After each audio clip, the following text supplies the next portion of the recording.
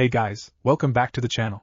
This is a story about what if Naruto has a secret child. Before I start, please support for more amazing content, and do consider subscribing to my channel and share this video with your friends. This is written by SaberSoul13 and link in description and support writer. Let's start the video. Chapter 1, Secrets and Smiles. Ino could still feel it, that disgusting feeling coursing through her blood, through her mind. It stained every fiber of her now, infected every thought, and with it held a sense of dread that showed no sign of wavering. Fear. Calling it that was an injustice. This was not fear. She would call it dread, but even that felt underwhelming. Were there even words to describe what she had felt, what she had seen? Her rattled mind snapped into focus for a second only to realize she had stopped running. Her legs ached as if she had run a marathon, and her lungs burnt with each gasping breath. She wasn't sure where she was, but it was somewhere deep in the forest surrounding the village. The setting sun let the trees cast massive shadows around her, and she slunk deeper into the forest, into the dark, as if trying to hide from something. Eventually she found shelter under the enormous roots of a tree, a dark and damp hole in the ground. Never in a million years would she have thought she would see herself crawl into such a confine, but here she was finding comfort in a place herself from mere hours ago would turn her nose up at. Stupid! Stupid! Stupid! She chorused in her mind, banging her fists down on the dirt. Curling up on the ground, she hugged her knees to her chest, not caring for how dirty her clothes were getting, or how discolored her blonde hair got. Her eyes had emptied themselves of tears by the time she finally got her breathing under control and the sensations from before lessened enough for her to have a coherent thought. Not that thinking was doing any good for her now. How could it? Every errant thought was about it. The image of those eyes bearing down on her, piercing into her soul, regarding her as nothing more than a scrap of paper rustling along the ground. Was that how insignificant she was? How pathetic she looked. Ino glanced around at her current situation and let out a half-hearted chuckle. Pathetic. This was less than that. Oh, if Sakura could see her now, she would be the laughingstock of village. That raised the question, did Sakura know? Did anyone know? Surely someone would. Someone had to, someone like her father. Of course, things were starting to make sense now. Why her father had told her to keep her distance from Naruto, why he had forbidden her from using the family jutsu on any of her classmates, outside of an emergency. He must have known. But why couldn't he just tell her? Why wasn't anyone talking about it? Those were questions she would have to save for Shikamaru. He would figure it out. As she was now, Ino could barely figure out what she was going to do next. The memory of what had happened occupied most of her mind. The moment she had gained control of her body again she had froze. Could anyone blame her? How many people could say they came face to face with the literal nightmare that they had grown up hearing horror stories about? No amount of loud-mouthed stubbornness could have helped her power through in that moment. No, instead she had just stood there, eyes wide, staring down Naruto like a deer staring down the shaft of an arrow. It was obvious from the look on Naruto's face, his eyes, he knew. She had seen it, and he knew. That was scary enough, so she ran. She ran as fast and far as she could, until she wound up here. Brilliant plan, Ino. Real smart, she chided. Idiot. Her only point of reprieve was that apparently Naruto hadn't followed her. She wasn't dense enough to think he couldn't have caught her if he had chased her. Perhaps he was smarter than she gave him credit. What did he have to fear if she went off screaming about what she saw? Who's to say she wouldn't just look crazy making such accusations? Was what she saw even real? Yes. It had to be real. No trick of the mind could make her feel like it had. She had spent years training to be ready to use her family's jutsu. She would know a false construct if she saw it, and there was nothing false about that. It was the Kyuubi. No doubt about it. But how? The fox was slain by the fourth Hokage. Was the whole story a lie? Was Naruto the fox in disguise? There were simply too many questions now. Even as she felt a chill begin to set in and her stomach grumbled, Ino didn't budge. She needed to breath. She needed to think. There was plenty of time. No way Naruto would cause a scene. It would draw too much attention. She would wait here, where it was safe, and once she figured out what to do, she would go from there. That left her with only one question. What the hell am I going to do? Contrary to Ino's assumption, Naruto was already well on the way to causing a scene. Sure, he had been caught off guard when Ino used her jutsu on him, but when he waited for something to happen, and nothing did, he was puzzled. It was only after her body sprung back to life, and she looked at him like that did he understand what had happened. Before he could say anything, she had taken off in a sprint, leaving him there blinking foolishly. And now here he was, making his personal best time leaping across the rooftops towards the Hokage Tower. Naruto wasn't sure why he was panicking, but he'd be lying if he said it didn't feel like he should be. Once he finally reached the tower, he couldn't even think about stopping, instead barreling full speed through the Hokage's window, narrowly missing the old man, and crashing head first into a pile of paperwork. The papers hadn't even settled on the ground before he was back on his feet, his hands slamming down on the desk as his eyes locked pleadingly with the Hokage's clearly unimpressed gaze. Old man, you gotta help. He blurted out nonsensically. Ino did her family thing and went into my mind, and I think she sought he fox, and then she ran and did ont know where she went, and you gotta help me. Hiruzen rolled his eyes at the boy's antics. Calm down, Naruto, he said. Take a breath and tell me properly. Naruto gasped for air. Ino jutsu fox help he managed to get out before the Hokage abruptly stood from his seat, the most serious look on his face that Naruto had ever seen. With a snap of the old man's fingers, Anbu appeared kneeling before him. Naruto, where did you see her last? He asked, his tone sharp. I don't remember. I think she ran towards the village gate, he said. No words were said before the Anbu disappeared, their mission already known. Naruto looked around in confusion before awkwardly bowing his head and backing away from the desk, not daring to look the Hokage in the eye. The old man must have been mad at him for this. He just hoped the punishment wasn't going to be too severe, but he was prepared for it either way. Painting the monument was one thing, but letting a village secret slip so soon after he himself had learned it was next level bad. He continued to stare at the ground as he heard the Hokage's footsteps approach him until he was staring at the bottom of the old man's robes, patiently waiting to be chewed out like the screw-up he was right now. Instead, he suddenly felt warm, the Hokage's arms wrapped around him tightly in a hug. As he pulled away, he was met with a look of concern from the old man, and a smile. Are you okay, Naruto? He asked. Did the jutsu do anything to you? Naruto shook his head. No, I don't think so, he said, bowing to the man. I'm sorry. Why are you sorry? I let the secret out. I screwed up. Hiruzen chuckled. As much of a painful brat as the boy was, he was still such an innocent soul. No, Naruto, you haven't screwed up. You've nothing to be sorry for, he said, ruffling his blonde hair. You came to me straight away and got help. I'm proud of you. But Ino will be found soon enough, he interrupted. And once she is back safe and sound, all this mess will be sorted out properly. Don't worry, Naruto, your secret is still safe. I promise. He stood back up, ignoring the pain in his back, and smiled down at the boy. Now, while we wait for Miss Ino to be found, why don't you help a poor old man pick up all these papers you scattered around the place? Naruto grinned sheepishly and scratched the back of his head. Oh, Ino wasn't sure how long it had been, probably far longer than she had initially planned, but oh well. She wasn't ready to get up yet. Her thoughts had calmed down now, and while the sensation of that monster's presence still lingered in the back of her mind, they no longer held a paralyzing grip on her. Now she was just tired. Tired and unsure. So she stayed, hidden in the dark, protected by the tree, curled up on the dirt. This was the best place to be right now. She wasn't ready to see anyone, to talk to anyone, to deal with what had happened and what was going to happen as a result. She had had too long now to think about things to not realize that she was for sure going to get in trouble for this. Her father had warned her about the family jutsu. Using it on an ally in any circumstances was an offense among her clan. Of course, she had been counting on Naruto not knowing that. To think this catastrophe was all for a stupid prank. What a fool she was. She could already hear Shikamaru muttering his favorite word at her the moment he learned what happened. God, what she wouldn't give to just rewind time and forget all of this happened.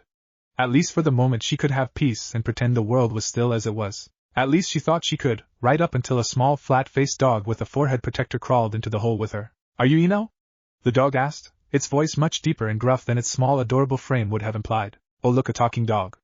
I really have lost my mind, Ino said, not bothering to even lift her head from the ground. My name is Pakken, the dog said. The Hokage sent us to find you. Ino frowned. I don't want to be found right now, obviously, Pakken scoffed. But we have our orders. I'm not gonna force you. I'll be waiting outside when you're ready to head back to the village. Take your time. Today is too much, Ino thought to herself as she sat up. Brushing the dirt from her hair and fixing her clothes as best she could, she prepared herself to face the undoubtedly world-breaking shitshow she was about to go back home to. Climbing out of the throw, she was surprised to find 4 masked Anbu standing off to the side, with Kakashi and Pakken being closer to greet her. Kakashi-sensei? What are you doing here?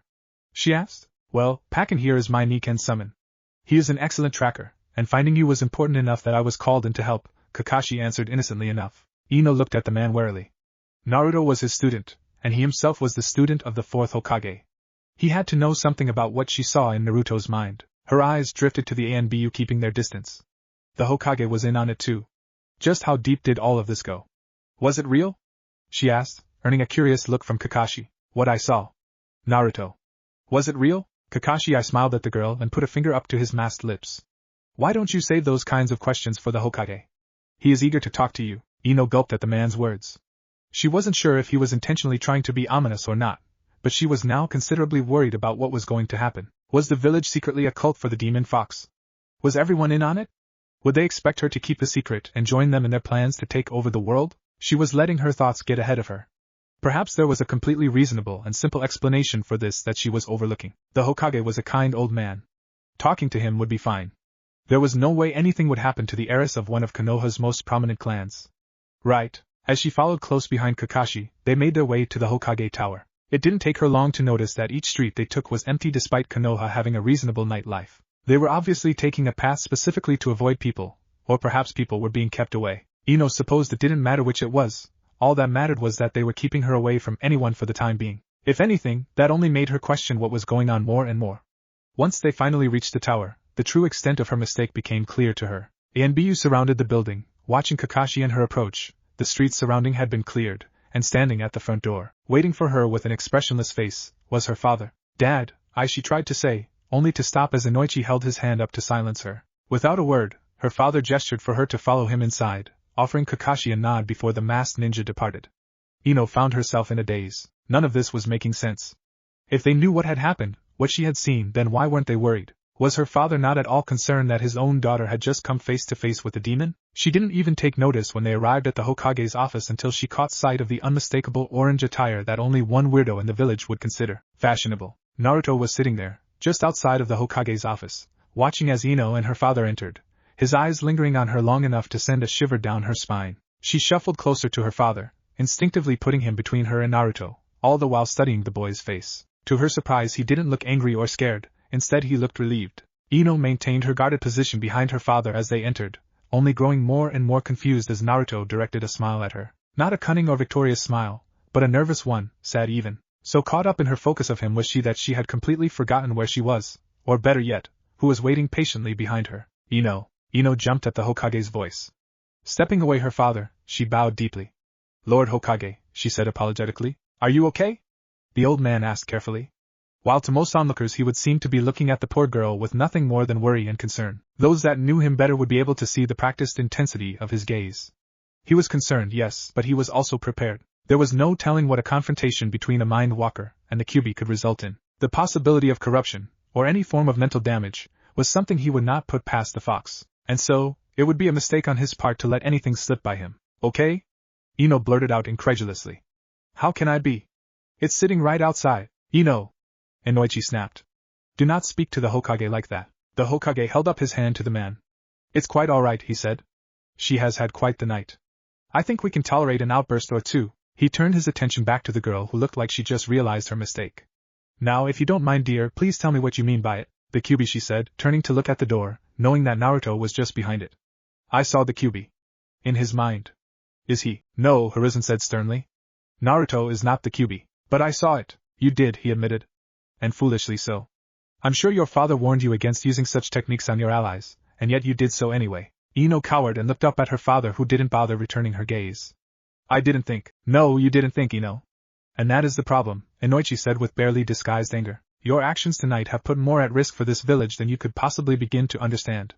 Some secrets are supposed to stay secrets. We of the Yamanaka should know this truth better than anyone. And now I must deal with the embarrassment of my own daughter so carelessly disregarding our clan rules. Rules that are the only thing solidifying the trust our village has in our clan and our abilities. Tears welled up in Ino's eyes.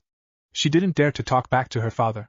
No matter how much his words hurt her, she knew he was right. She had screwed up. No one would care how unintentional it may have been, and she had to deal with the consequences. But that didn't mean she still didn't want answers. Turning her attention back to the Hokage, she swallowed the lump in her throat and readied herself. You said he wasn't the Kyuubi. But then, how did I see it inside of him? She asked. Hiruzen nodded in response to Inoichi's nervous glance. Before I continue, Ino, I need you to understand that what I am going to tell you is a village secret. Nothing that is said in this room tonight can ever be repeated, to anyone, ever, unless direct permission is given. If that is too much responsibility for you to handle, then say so, and I will send you home with your father to have your memories of what has happened corrected. Do you understand? Ino nodded and the old man sighed. The fourth Hokage was a powerful shinobi, an amazing man, but even he couldn't hope to defeat a tailed beast outright. In order to protect the village, he gave his life to seal the beast away. But the Kyuubi is not so easily caged. No mere item or construct could contain it. Only the strength of a human sacrifice could hope to hold back the fox. And on the night of its attack, there was a baby, an orphan, a boy who had already lost everything to the fox, who the fourth was forced to use as this sacrifice. Naruto, Ino choked out. Yes, Ino. Naruto was used in the ceiling, his body now a cage to the very beast that took his parents from him, he confirmed. There are only so many who know of this fact. Above all, Naruto's anonymity is important in this matter. I'm sure you can understand why. The last thing we need is anyone thinking they can get revenge on the fox through Naruto. Does he know? She asked. Of the QB within him? Yes. He is also aware that you invaded his mind and faced the fox, Hiruzen said, earning a worried expression from Ino. You can imagine how worried he was. He came to me immediately to begin the search for you. You should consider yourself grateful. In that moment, all Naruto cared about was your safety. If I may, Lord Hokage, Inoichi started. My daughter has shown a level of immaturity that is unbecoming of my clan and her station as a genin of Konoha. While your willingness to trust her is generous, I do not think that letting her further in on such information is wise. With your permission, I would personally see to it that this night never happened. For everyone's sake, he said, ignoring Ino's look of betrayal. I will accept full responsibility for her actions and make amends with both Naruto and you. You can't be serious, Ino said. Inoichi continued to ignore her. Lord Hokage? Hiruzen rubbed his temple, a headache already forming. It was one thing for this to be an issue regarding the accidental uncovering of Naruto's secret, but getting the clan politics involved was more than he wanted to deal with for one night. Inoichi had his right to be as furious as he was with his daughter, but at the same time, Hiruzen didn't feel right giving the man permission to go messing with people's minds over what was likely an innocent mistake. Speaking of, Ino, why was it you used your family's jutsu on Naruto? The Hokage asked. Ino blushed and looked away. I hear it was supposed to be a prank, she muttered miserably. I was going to parade him around the village in a dress. Hiruzen chuckled at the thought. Even Inoichi's cold expression nearly faltered. Well, I am sorry that such light-hearted intentions have led to this unfortunate moment, he said. But nevertheless, a solution needs to be met. Sadly, this is not a decision I can make. What is that supposed to mean? Ino asked. The secret of the Kyuubi is no longer mine to uphold, he said. Such responsibility has passed on to young Naruto. Since his learning of his burden, he has been in control of who can and cannot know his secret. I will not deny him his right to make the choice. With a wave of his hand, an Anbu appeared near the door and opened it, motioning for Naruto to enter. Ino didn't shy behind her father as Naruto entered, but the tension was still apparent. She watched as he entered cautiously, being much more reserved than he normally was. Despite what she now knew, Ino couldn't help but still see the fox when looking at him. The whisker marks on his cheeks that she had once thought to be a weird quirk were now glaringly obvious. Even his presence felt off. He had always given off a strange aura, but now it was a constant reminder of the monster inside him. How was she supposed to go back to seeing him as the goofy, dead last, orange-wearing idiot she had always seen him as? Maybe getting her memory wiped wouldn't be so bad after all. Old man? Naruto asked nervously. Is everything okay? Everything is fine, Naruto, the Hokage said. I have explained the situation to Ino. She understands what she saw now, but you oversee your secret, so you have final say in what happens from here. What happens? He asked. Inoichi stepped forward and bowed to Naruto. If it is your wish, I can remove the memory of tonight from my daughter. It will be as if nothing ever happened, and I will ensure another incident like this never occurs. Naruto gawked at the man. But won't that hurt, or something? Not at all, Inoichi assured him before walking up to the boy and kneeling before him. Did Ino's jutsu harm you? I promised to make amends for any discomfort she might have caused you. Not really. It just felt funny for a little bit, Naruto said, looking over the man's shoulder to see Ino. She was standing there, looking down at her feet, her eyes red and puffy. Her hair and face were covered in dirt with the clear lines of dried tears running down her cheeks. He had never gotten along well with Ino.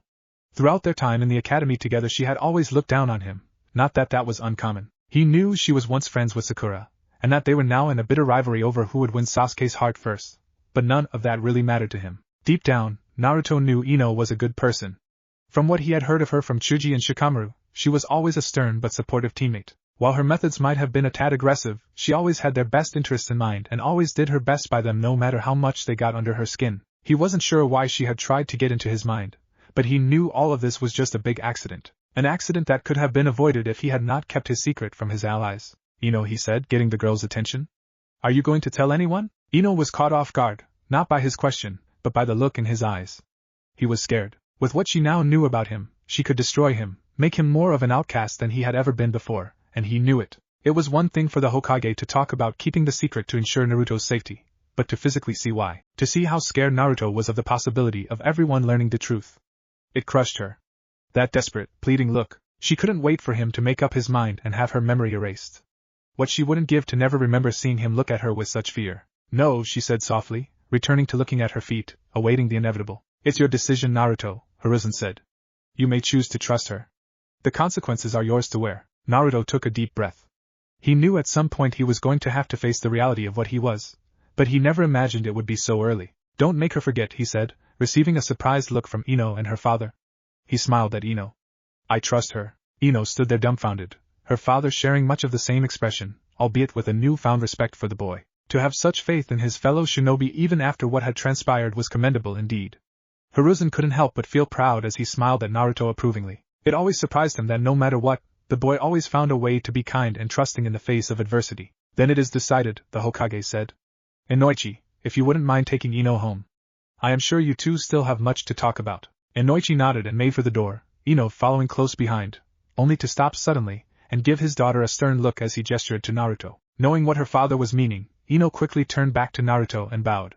Thank you, Naruto, she said, standing up to look at him once more before leaving.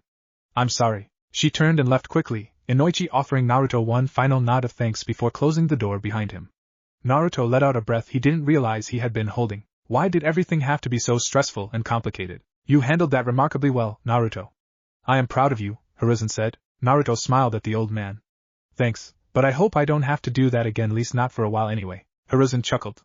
The boy was indeed not ready for politics just yet. What say we go get some ramen? My treat. I think you've earned a nice meal. Yes.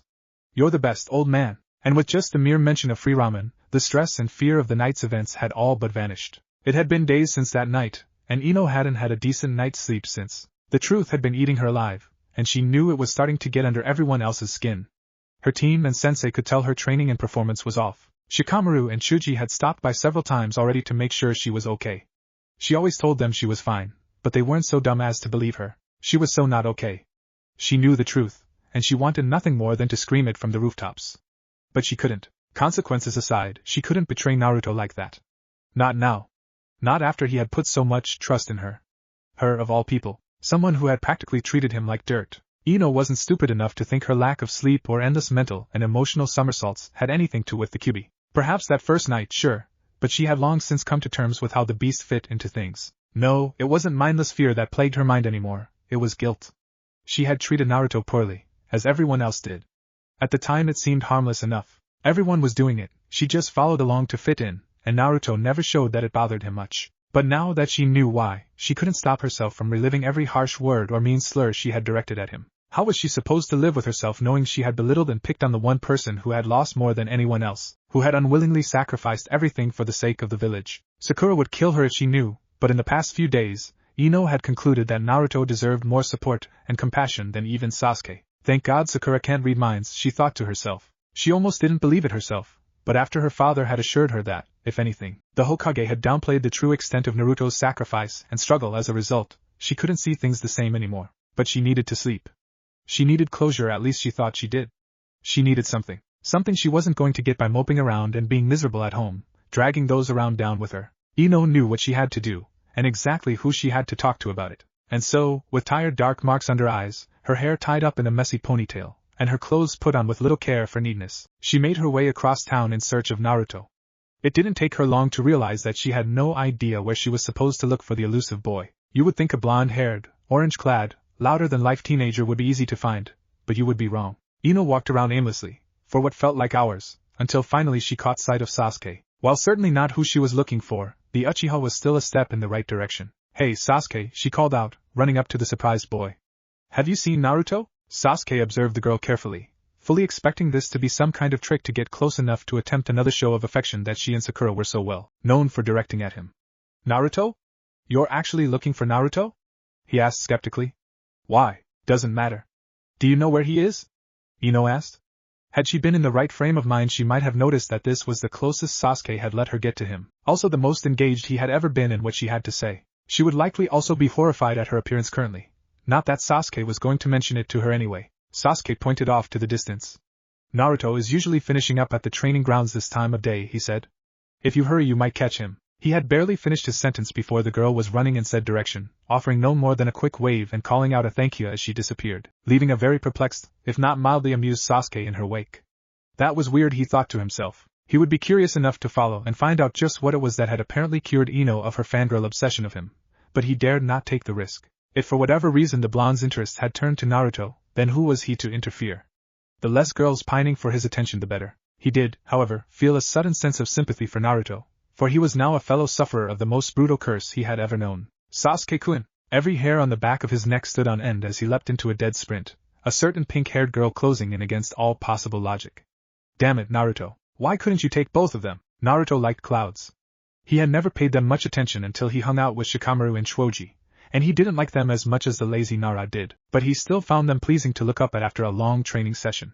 His inability to move without everything hurting was just a side note for the moment. With each passing cloud came a moment of shade, a comforting break from the shining sun, so you can imagine his surprise when one such moment of shade came out of nowhere, belonging not to a cloud, but to something much more frightening. Naruto. Eyes wide, he scrambled to his feet quickly.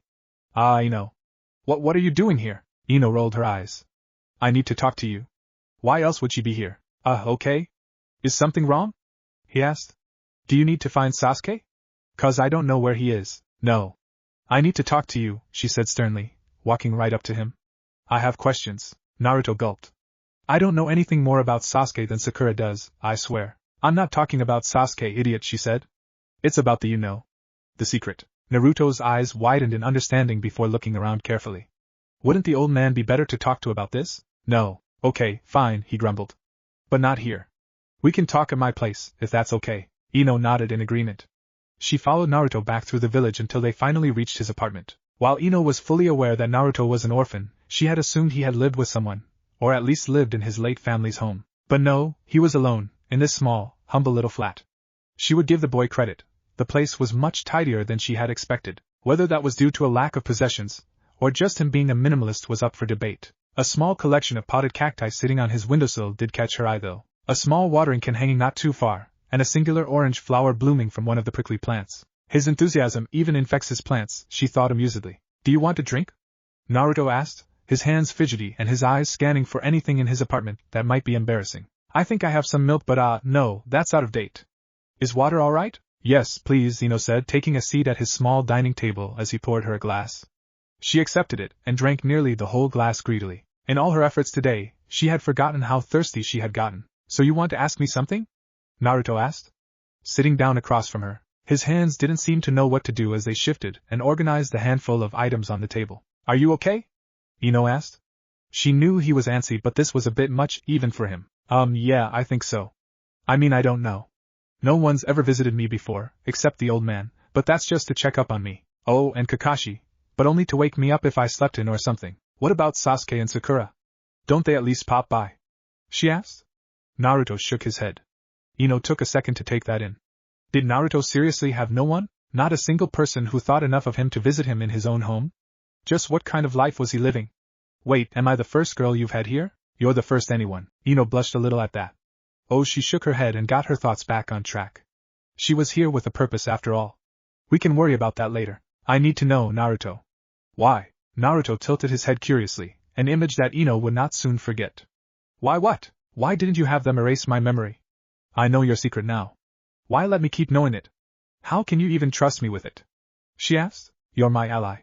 He said it as it were the most obvious thing in the world. As if it needed no further explanation. But if Ino's frustrated expression was anything to go by, he knew she wasn't pleased with that as an answer. But we aren't even friends. Maybe not now, but one day, who knows? If we became friends in the future, I would feel bad for making you forget something. And even if we don't become friends, I still trust you. I know you're a good person, even if you're a little mean sometimes, he said, either ignoring or being completely oblivious to the bright red color invading Ino's face. And I guess I just wanted someone to know you know. Those last few words broke Ino out of her blushing stupor.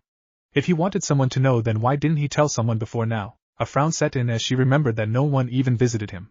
Who was he really going to tell such a personal and life-changing secret to who didn't already know? How long have you known about it? She asked. Naruto chuckled awkwardly. I found out the day we graduated from the academy, he said. Mizuki-sensei made me steal the forbidden scroll from the Hokage Tower, and then told me about it. He was going to kill me too, but Iruka-sensei came in all badass and protected me, and he froze, noticing Ino's horrified expression. I don't think I was supposed to mention that. That's what happened to Mizuki-sensei. Wait, how did he know about it? I think most of the grown-ups know, Naruto said uncertainly.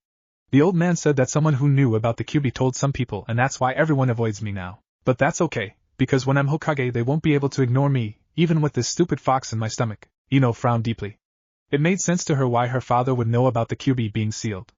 Obviously the Hokage would know, and the ANBU. But to know now that so many in the village were aware of what Naruto was, what he had inside him, it left a sinking feeling in her stomach. Suddenly all the parents telling their kids to stay away from Naruto made a sickening amount of sense. His constant over-the-top desire to be the center of attention and rebel against everything. All the pieces were coming together in Ino's mind, and it was making her sick. She had joined them, without question or thought, and picked on him as relentlessly as the rest. And yet he still trusts me. He trusts all of us. He wants to be the Kage of a village that doesn't even treat him like a person. How? She asked softly. How are you so motivated, so forgiving, so kind? How? Naruto's cheerful demeanor fell suddenly, and he looked at Ino in a way she had never seen him look. He looked tired, almost defeated. Broken. I have to be, he said. Everyone sees the fox. I didn't know that the whole time, but now that I do I understand. If I give up, if I let it get to me, then the fox wins. My parents, the fourth Hokage, everyone who died that night. It all would have been for nothing. The fourth Hokage trusted me to be strong enough to carry this burden. I can't let him down. I can't let the village down. Even if they hate me, I have to smile. I have to be everything the fox tried to destroy. Even if it hurts. You can forget if you want, he said sorrowfully. I'll tell the Hokage I changed my mind. This is my burden, not yours. I don't want you getting hurt or anything. I'll understand. Naruto, for what it's worth, he interrupted. It has felt good to talk about it with someone. Ino didn't try to hide the tears in her eyes. If Naruto cared about that, he did a good job of not showing it. With an indignant grunt, she stood from her seat and in a single step cleared the distance between them. The dam holding back her tears almost burst as Naruto flinched in response, no doubt expecting to be beaten on like she and Sakura had done so many times before. She wasn't sure how she was going to forgive herself for that. Grabbing his jacket, she pulled him to his feet, and before he could even try to figure out what was happening, she wrapped her arms around him tight and buried her face into his shoulder. Naruto, she sobbed, the tears now soaking into his jacket. I'm sorry. For everything. I'm so sorry. Ino couldn't believe it. She had come here expecting simple answers. Closure. And here she was, hugging a boy that wasn't Sasuke, crying miserably and no doubt looking terrible while doing it. But she couldn't help it. As much as she needed a hug and to let her own frustrations out, she knew Naruto needed it more. Naruto stood there in stunned silence, feeling each shaking motion of Ino as she cried into his shoulder. Her arms were wrapped around him so tight that he could feel his breaths getting tighter. Ino, just shut up and hug me back, idiot. He didn't wait to be told twice. While an awkward and unfamiliar thing, he did slowly wrap his arms around the girl, albeit with slightly less pressure than she exerted, and let her lean into him. Ino couldn't see it, but after a few moments, and despite his own tears fighting to escape, Naruto couldn't help but smile. Not a fake smile, or a forced smile. Not a sad smile, or even a nervous one. For the first time in a long time, he had a real, true to the stars, warm goofy smile plastered on his face for the world to see. Thank you, Ino. Chapter 2, Funerals and Friends. It was raining. Of course it was raining. Since when did the weather care about anyone or anything? The dark clouds hung overhead, casting a darkness on Konoha that didn't appear to be leaving any time soon. As if there wasn't already a dark enough cloud hanging over the village already, a great weight hanging in the hearts of all its shinobi and citizens. Some argued that it was the heavens joining in the sorrow, crying alongside them. Ino wasn't sure about that, but she didn't mind the rain. At least in the rain, no one could see who was crying, even if everyone was. The funeral was a village-wide affair. Everyone had come to attend. How could they not? The whole village had been impacted by the invasion attempt. So many lives were lost so quickly, and so much destruction brought down on their head by those they had considered allies. It was heartbreaking. Everyone had lost something or someone. The Chunin exams were supposed to be a time of celebration, of pride and prosperity between the allied shinobi villages. Instead, it now marked a dark day in Konoha's history, and the passing of yet another of its great Hokage. Hiruzen Sarutobi, the professor, the god of shinobi, had given his life in defense of his beloved village, fighting none other than his lost student, Orochimaru. In the end, none of the technicalities mattered now. Orochimaru disguised as the Kazekage, whom he had assassinated, leading the shinobi of Suna through deception to an act of betrayal. The unleashing of a tailed beast upon an unsuspecting village, the desecration of the bodies and souls of the first and second Hokage. The means no longer stirred in the minds of those who now mourned, only the end. The loss of loved ones, of homes, of innocence, and most importantly, of the peace that had held strong for so many years. As much as it was a heart-shattering loss, the death of the Hokage was also the marking of a new era. Peace was gone. Orochimaru made that clear. Once the wounds healed and the hearts hardened stronger than before, there was no questioning what came next. Konoha would respond in kind, and it would respond swiftly and without mercy. But for now, they could mourn. For now, they could join in the skies and water the earth to which so many had been laid to rest. Under the cover of her umbrella, Ino kept her head bowed, both in sadness and respect as words were said for the fallen heroes. But every so often, through the stinging tears, she would look through the crowd to one person. Naruto. He was, understandably, at the front of the service. It may have irked some people, but no one dared to say anything. Not today. It was no secret how much the Hokage cared for Naruto, and vice versa. Today, Naruto was free to mourn alongside his village, without judgment, as an equal. After his own efforts to stop the rampaging Ichibi, no one was as sure of their previous disinclinations for the young Jinchuriki. He had proved himself to not only his fellow shinobi, but to the village as a whole. There wasn't a soul within Konoha's walls who hadn't heard about, and subsequently gossiped about, the Kyuubi brat saving the village. Ino didn't dare to disturb him right now. Over the past months she had learned how he tended to deal with emotional issues. She would give him the space he needed and swoop in when the time was right. She might have been distraught at the events of the past few days, but she couldn't even begin to imagine how broken Naruto was in this moment. The boy who had already lost so much, continuing to lose just that little bit more could push him over the edge. The rain still hadn't subsided by the time people started to depart. Eventually only a small number remained, Naruto obviously being one of them. Much to the surprise of Ino's teammates, she was also still waiting. As the crowd lessened, she slowly made her way closer and closer to Naruto, until eventually she walked up behind him and led him under the shade of her umbrella. "Hey Ino," he said, not turning to look at her just yet. "You okay?" Ino knew it was a stupid question. He clearly wasn't. Naruto exhaled deeply. "Not really," he answered. "No surprise there. I know I'm supposed to feel something, but I can't.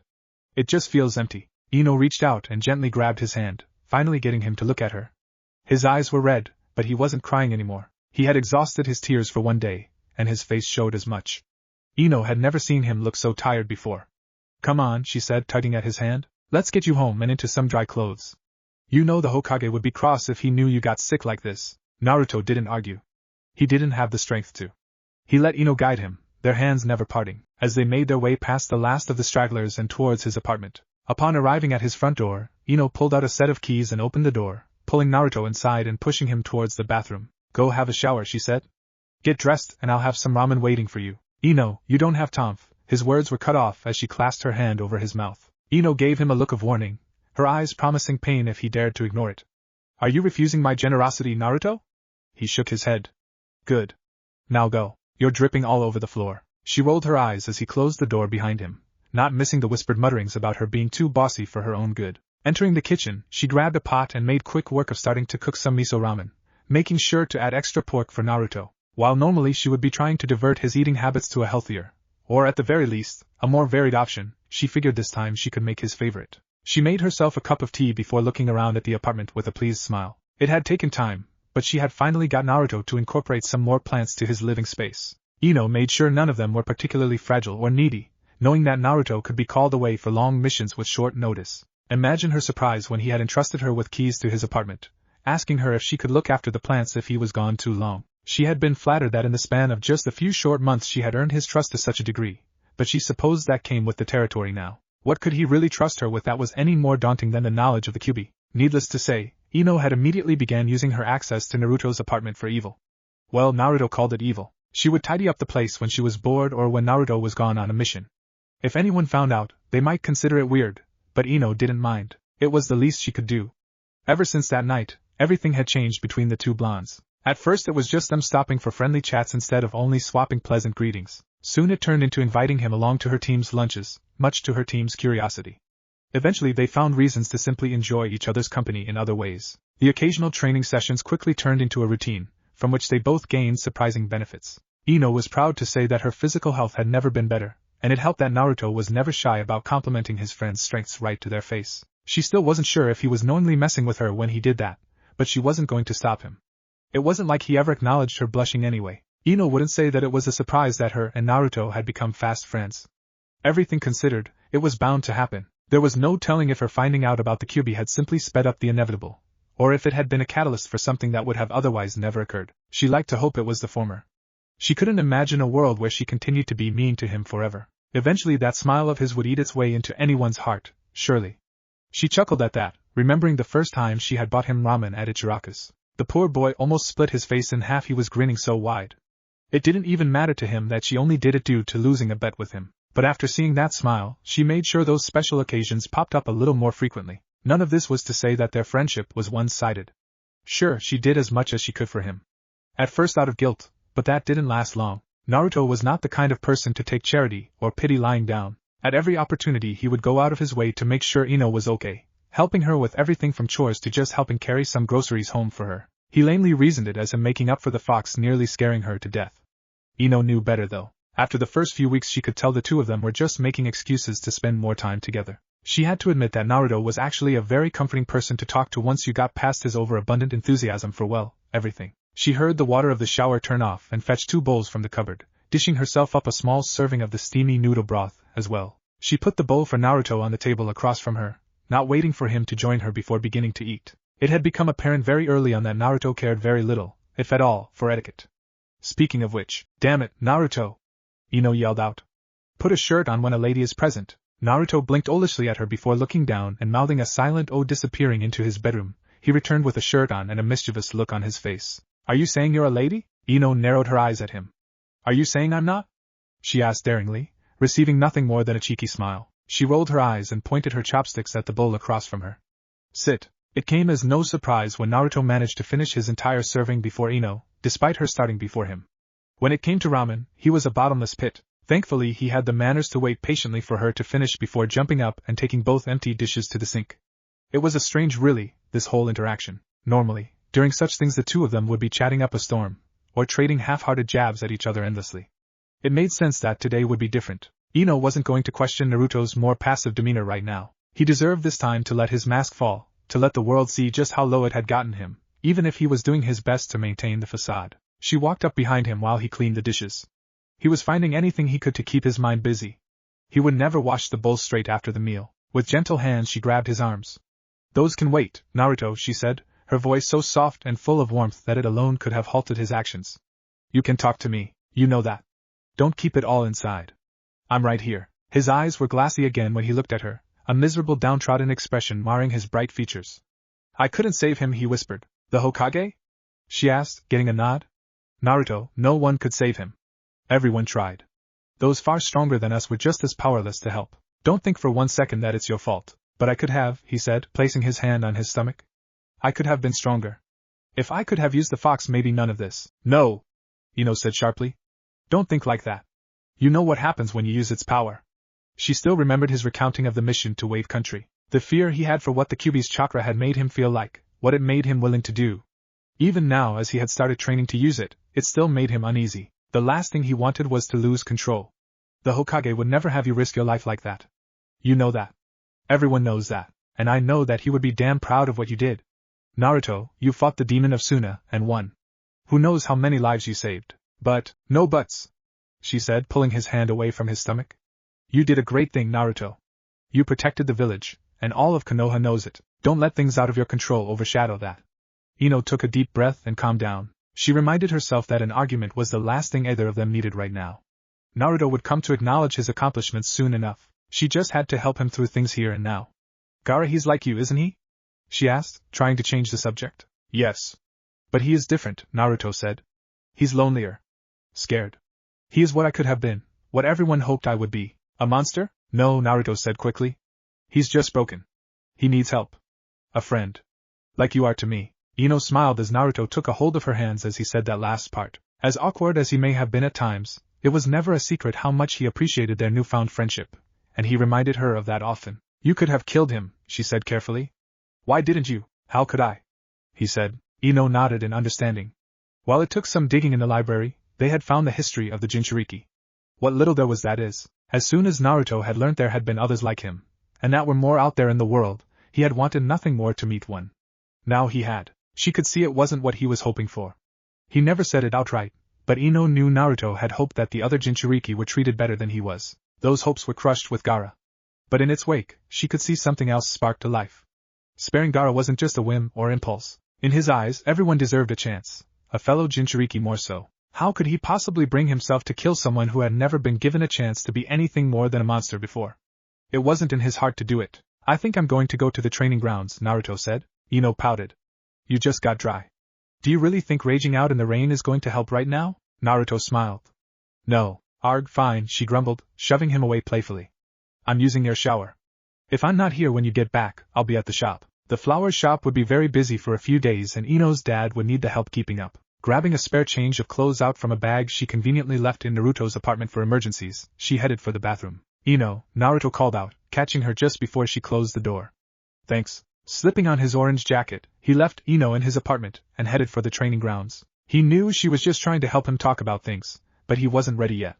Destroying a training ground wouldn't help, but he needed to vent somehow. If he was lucky, he would be able to find Jiraiyah and hound the pervert to help him with some training. The rain had finally stopped. Repairs were already being planned, and as Sakura made her way through the village, she felt proud of how resilient Konoha and its people truly were. She hoped deep down that nothing like this would ever happen again, that their display of strength in fighting the invasion back would deter anyone else from attempting something so horrible. But she knew anything was possible. Since becoming a kunoichi, she had been forced to face the reality that life, and everything in it, was unpredictable. The loss of the third Hokage proved that. The man might have been old, but his strength and prowess had been legendary even at his age. He was a pillar of Konoha, always upholding his beliefs in the will of fire. Konoha wouldn't be the same without him. Sakura had stayed at the funeral for a while, doing her best to be supportive for her teammates. For the most part, Sasuke seemed to be handling it well, but she knew he was angry at himself for not being able to do more. No matter how much she tried to assure him that his efforts hadn't been pointless, he simply wouldn't hear it. She didn't push the matter too hard. The Uchiha had been through a lot, and who was she to judge his way of grieving? When it was finally time, she had walked with Sasuke back to his home, if only to make sure he knew he wasn't alone in this time. Much to her surprise, he did say a curtly thanks before leaving her in the rain. Baby steps were still steps. Wandering back to the site of the funeral, Sakura fully expected to see Naruto still there. She knew he was close to the third Hokage, even if she didn't fully understand their relationship, and it made sense that his passing would have a heavier effect on him. It would make sense that he would be here for as long as he could. She was surprised to find that of the few stragglers still mourning, Naruto was not one of them. A certain masked pervert, however, was still hanging around. Kakashi-sensei, she said. Sakura, the man greeted cheerfully. What brings you back here? Come to check on your dear old sensei? I'm flattered. Actually, I was wondering if you had seen Naruto, she said, looking around once more for the head of spiky blonde hair. I thought he would still be here. Kakashi smiled at the girl. It made him happy to see that his little team had come a long ways since the bell test. Sure, they weren't as close as he'd wished, but the effort was there. Sasuke and Naruto had developed an adorable rivalry. They were constantly pushing each other to do better even if they wouldn't admit it. Sakura was doing her share too, and even though her attention was still heavily focused on the Uchiha, Kakashi could tell she was warming up more to Naruto. Naruto's noticeable improvements in socializing and not getting under his teammates' skin was also a very important step in the right direction. Such improvements in such a short time had left Kakashi curious, but a little bit of harmless stalking and a few eye-opening conversations with Asuma had told him everything he needed to know on the matter. Your compassion and concern for your teammates is a true embodiment of the will of fire, Sakura, he said. The third Hokage would be proud of you, as I am. He almost chuckled at the poor girl when her face flushed nearly as pink as her hair. Oh, how he loved stirring up his beloved students. Naruto was here not long ago. He left with young Ino, so I think he is in safe hands. Sakura furrowed her brow. Ino? Are you sure? She asked. Kakashi nodded. Yes. They left heading towards Naruto's apartment. Very kind of her to walk him home. Weird, Sakura thought to herself, turning to leave for Naruto's place. Thanks, Kakashi-sensei. I'll see you tomorrow for training. Weird was an understatement. Since when did Ino care about Naruto? Sakura knew that her teammate was always running off to have lunch or dinner with Team 10, but she assumed that was to hang out with Shikamaru and Shuji. Now that she thought about it, however, she did remember Ino asking a bunch of questions about Naruto a few months back. It had been weird then, but now it was suspicious. Sakura would be the first person to admit she didn't like Ino. At least, she would have been until they started to repair their friendship before the Chunin exams. She had to say, it was nice to finally not be at each other's throats. For whatever reason, the blonde had decided to drop her pursuit of Sasuke. Ino still boldly claimed that the Uchiha would realize what he wanted and choose her in time, but Sakura was beginning to question the sincerity of that statement. At the same time, Naruto had mysteriously stopped asking her out all the time and, as if by a miracle, had even learned some manners in some sense. Oh God, there was no way. She would have known. She would have seen something, caught onto it before now. She could not have missed something so impossible. Sakura almost tripped over as her thoughts began spiraling out of control. With a deep breath she regained her composure and increased her pace to Naruto's apartment. Sakura was convinced she was overthinking things. She had to be. Naruto couldn't keep a secret to save his life, and Ino could lie with the best of them, but there was no way. No way at all. Sakura was sure of it. Ino must have just been walking Naruto home to be kind in this dark time. Sakura would have done the same for him if she didn't need to walk Sasuke home first. Sakura hadn't even noticed she had worked herself up into a light jog until she was already coming to a sudden halt at Naruto's door. Shaking her head dismissively of the crazy thoughts, she knocked and waited, trying her best to think of what comforting words to say to Naruto. What did you forget this time? Ino said, her words dying suddenly as she opened the door and came face to face with an equally shocked Sakura. Oh crap, she thought to herself, quickly smiling. In times like this it was best to act as if nothing was wrong. Nothing at all. Oh, hey Sakura, if you're looking for Naruto, you'll have to go find him. He went to blow off some steam at the training grounds. You and Naruto apartment, what the Sakura stammered out, the gears in her mind colliding and grinding together in ways they simply weren't designed for. You're dating Naruto? She all but yelled, pointing accusing at the blonde. What? Returned the tone. I'm not dating him. Don't you think it's a bit rude to go around accusing people of things you don't even know are true? What gave you that idea anyway? Who said it? Sakura took a step back and gave the blonde an up and down glance, finishing with a questioning but knowing look. As she gestured to Ino and where they were standing, Ino's eyes went wide and she looked down. She cursed mentally as she realized she was wearing one of Naruto's jackets, while in Naruto's apartment, and Naruto wasn't here with her. Oh, she said. This isn't what it looks like. Sakura said smugly, crossing her arms. Then what is it? 'Cause from where I'm standing you sure look guilty. Guilty? Guilty of what? Getting tangled up with Naruto and trying to keep it a secret, Sakura said. And doing a bad job of it too. I've had my suspicions for weeks now.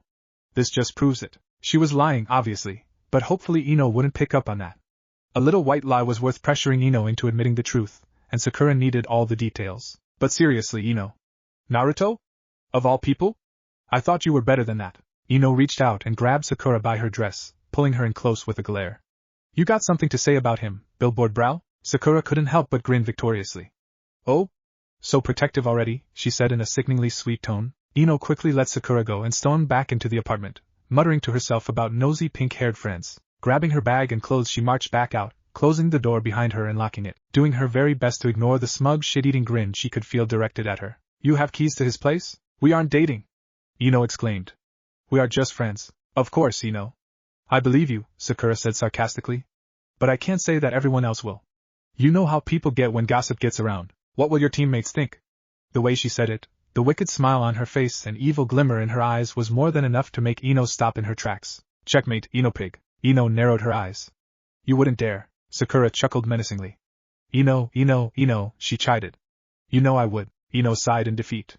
What do you want? At this point it didn't matter that she was telling the truth. Ino knew all too well how easy it would be for Sakura to twist what little she knew right now into what would no doubt become the talk of the village overnight. She didn't care if anyone knew she and Naruto were friends, that much she had never tried to hide. But it was different if people found out just how close they had gotten and how much Naruto trusted her. Neither her or Naruto knew how careful to be with that aspect of their friendship, and with the Hokage gone there was no telling what risks could arise. The last thing she wanted was to become a weakness for Naruto, a way for people to get to him. She also really didn't want to inflict upon him the embarrassment of a romantic accusation. He was far too sweet and innocent to handle that right now. I want to know everything, Sakura said. With a deep defeated sigh, Ino started towards the flower shop, gesturing for Sakura to follow her. I need to go and help my dad at the shop, she said. Come and help and I'll tell you everything after. She almost let out an audible groan of disdain as Sakura literally began cheerfully skipping to catch up. Why God? Why? When they reached the flower shop, Ino was glad she had Sakura tagging along.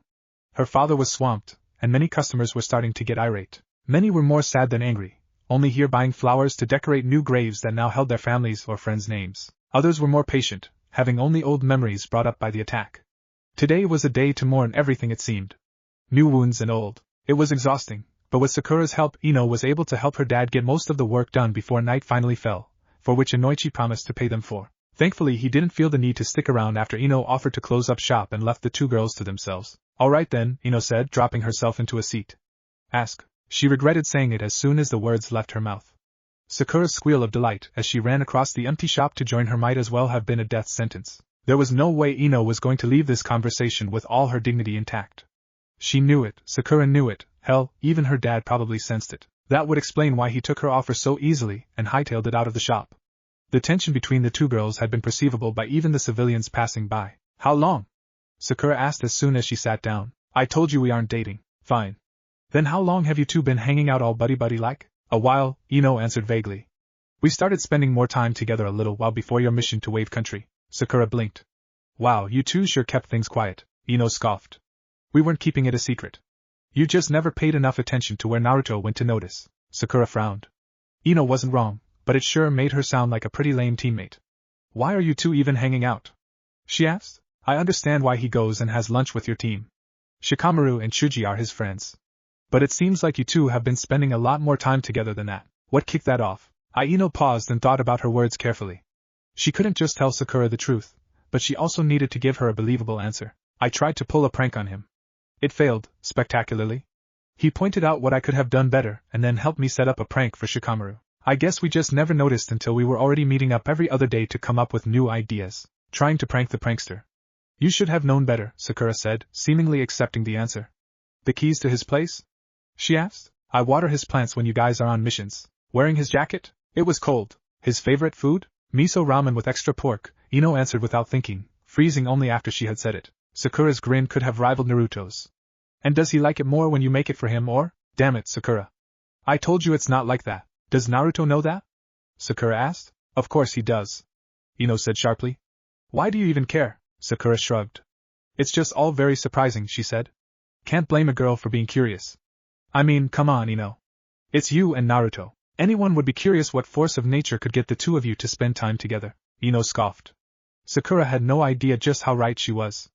A force of nature was one way to describe the Kyuubi. The blonde hated to attribute her and Naruto's friendship to that cursed fox, but it was the truth. If not for her finding out his secret, she would have no reason to get so close to Naruto. Are you done? She asked, hoping this interrogation would be a short and easily forgettable affair. Sakura hummed thoughtfully. How can you stand him? She asked. He's always so over the top.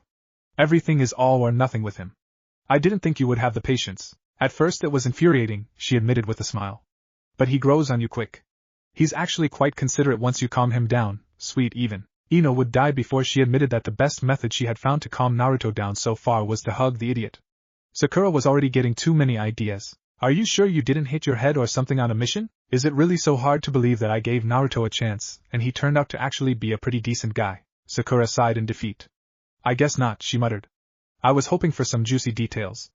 Oh well, I guess it's not so bad. It's not like you like him, or anything. She narrowed her eyes as Ino quickly looked away and blushed ever so slightly.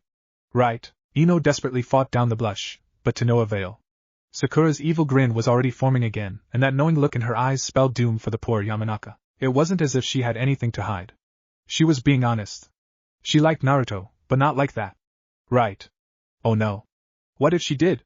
Was that wrong? Sure, she enjoyed seeing him, and he was such a nice guy, but it wasn't like she had ever thought about being with him or anything. And oh no, do I, she thought. Almost as soon as the idea had blipped into her poor mind had it lingered a second too long before being utterly squashed down by her own embarrassment. It was one thing to consider it, another to actually think about it, and Ino had just taken that all too dangerous step.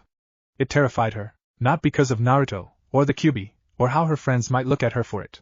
No, it had scared her because for that split second, that brief moment of panic, she had caught herself feeling happy at the idea. Did she really see Naruto like that? Had they really gotten that close so soon? For Sakura, this was a dream come true. Finally, she had the upper hand on Ino. Finally, it was her turn to feel the power one had over another with the knowledge of a secret. It was everything she had hoped.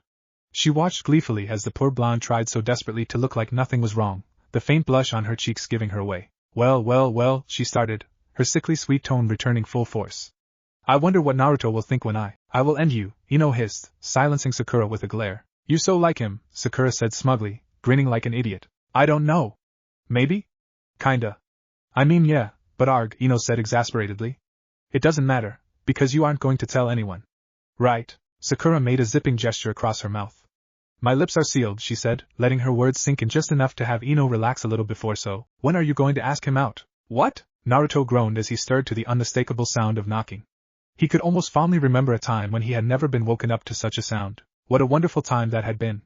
But a fond memory it would stay, because he wouldn't dare want that back if it meant losing what he had now. Slipping on a pair of pants he groggily headed to the door while trying to wake himself fully, the knocking getting louder and more frequent as he went. I'm coming, he called out, unlocking the door and grabbing the handle. Geez, Ino. Just use your key already. He opened the door, his face quickly falling as he was met not with the frustrated expression of Ino, to which he was now very accustomed, but instead to the all too interested expression of a certain inappropriate old man. Ino, huh? Jiraiyah said. Don't tell me a brat like you has a girlfriend and didn't tell me. Nuh, Ino's not my girlfriend, pervy sage, Naruto said. She's my friend. Jiraiyah placed a hand on Naruto's shoulder. Ah, my poor uncultured student. Allow me to impart some wisdom on you, he said sagely. If your friend is a girl, and that girl has a key to your apartment, she is no longer just your friend. Naruto huffed, and pushed the man away. Yeah, like I'm going to listen to a pervert like you, he said. But you're right. She isn't just a friend. She's my best friend. Jiraiyah pouted and shook his head in shame. I have much to teach you. But fear not, for Jiraiyah the gallant will guide you on this most sacred path to manhood, and that training starts today, he said. Pack a back, brat. We are hitting the road. Huh? What for? We can just train at the training grounds. You and I have a mission. We are going to go and track down my old teammate Tsunade, he said, and with any luck I can knock some sense into that thick skull of yours before I have to bring you back to your lovely Ino-chan. Do I have to? Naruto whined. Last time you said you were going to train me, you threw me off a cliff. It worked, didn't it? Why do we need to find your old teammate anyway? Naruto asked. I'll tell you all the details while we are going. Meet me by the gate when you're ready. I'll go let Kakashi know I'm stealing you for a while. Jiraiya said. Oh, and I'll even sweeten the deal for you. If you come and help me find Tsunade, I'll teach you a jutsu used by the fourth Hokage. Naruto watched as the man disappeared in a swirl of leaves before he could question what he had just heard. Not that he needed to hear any more. A jutsu used by the fourth Hokage was too good to pass up. Any ideas of going back to bed were gone as he tore through his apartment like a hurricane, frantically packing a bag and watering his plants. He considered leaving a note for Ino, but he knew that would just earn him a lecture about manners and consideration. The fact that he even knew the word consideration now was alarming.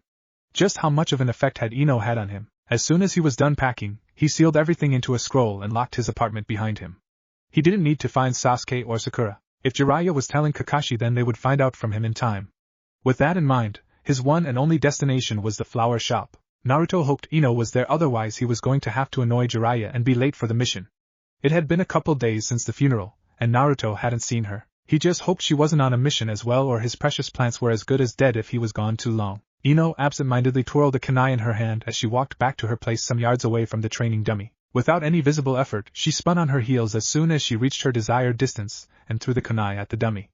Bullseye. Reaching into her pouch, she pulled out several shuriken, sending each one flying with practiced ease, the same bored expression on her face as each hit their mark in the form of wooden planks hanging from the surrounding trees. She wanted to be engaged in her training, she really did, but hitting stationary targets just didn't do anything for her anymore. Ever since she started training with Naruto, using his shadow clones to perfect her accuracy, she had found that her old ways of training were useless. Shikamaru and Chuji could neither produce shadow clones, nor were they willing to take the risk of acting as moving targets for her. At least they both didn't hold it against her that she was training with someone else, although Ino suspected it was because it took the heat off them. She still made it a point to try and drag them off their lazy butts and actually train, but there was only so much she could do. Asuma appreciated her newfound effort and enthusiasm for training, and Naruto was always happy to drop whatever he was doing if it meant training with her. Speaking of Naruto, Ino had specifically chosen not to bother him to come train with her.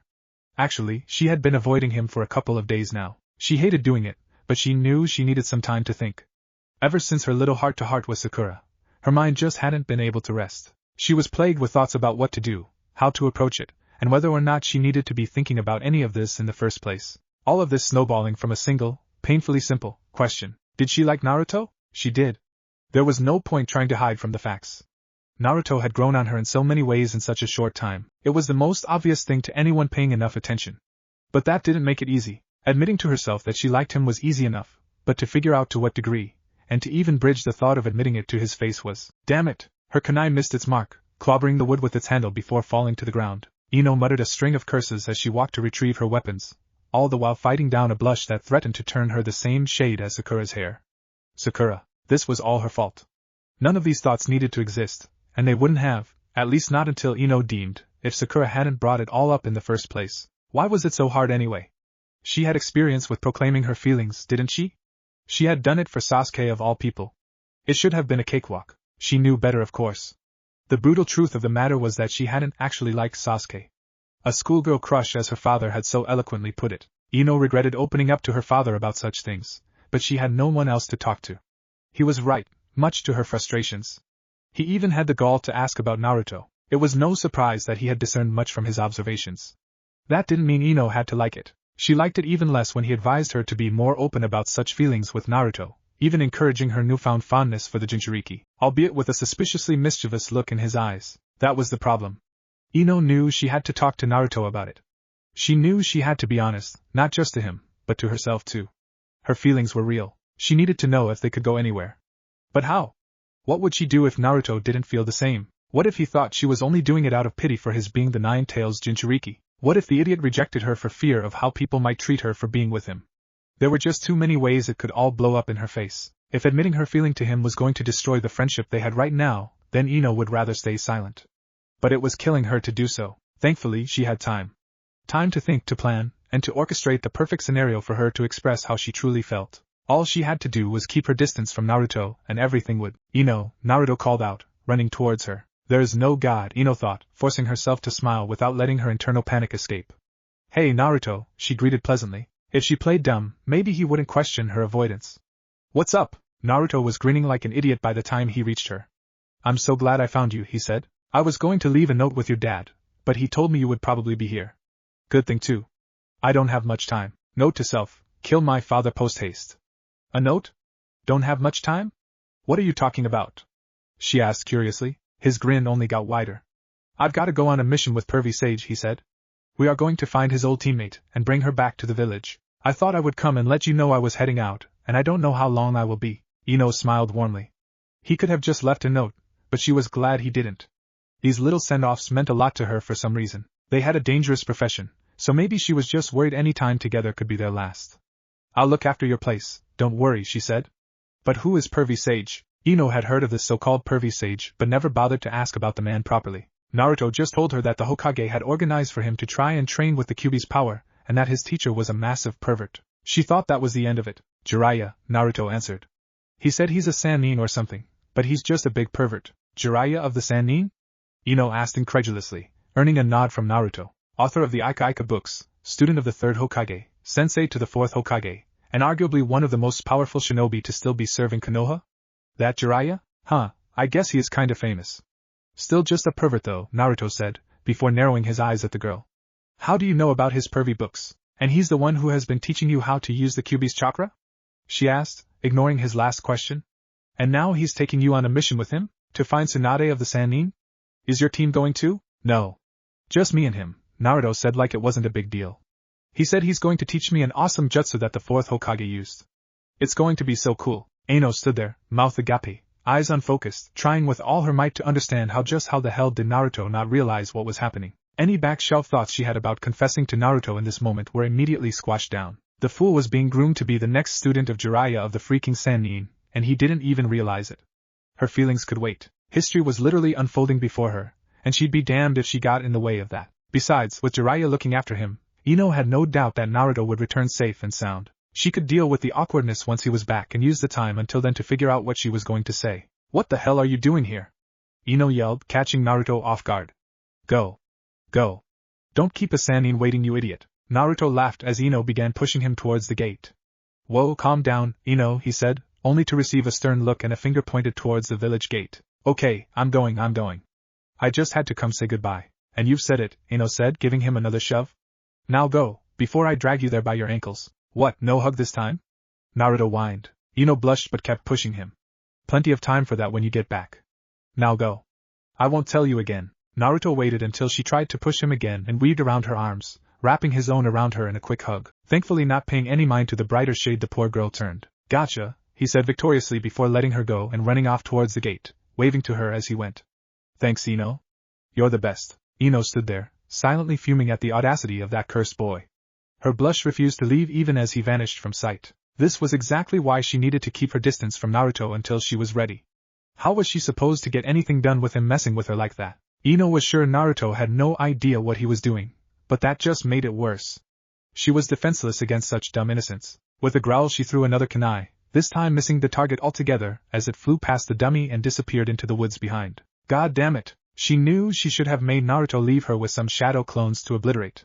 He owed her that much for leaving her so flustered. Chapter 3, Fumbles and Fathers. Chidori. Rasengan. The two lunged at each other, their respective jutsu in hand. Sasuke's Chidori, chirping and crackling around his hand, overpowered, and fueled by his new curse form, the corrupting chakra of the curse mark now in full effect. Naruto's Rasengan, swirling in the palm of his now clawed hand, the red chakra of the Kyuubi fully form around him with a single tail trailing behind. The battle had long since transcended that of two genin fighting for a simple outcome. It was now a battle between a boy who would gladly become a monster to get what he desired, and a monster who would rather die than watch someone lose themselves in such a way. It made Naruto sick to his stomach, this power that he was now relying on, this shroud of blood red that enveloped him. As if the fox's mere existence wasn't a curse enough, now it had to literally cover him with the color of the blood that stained its hands.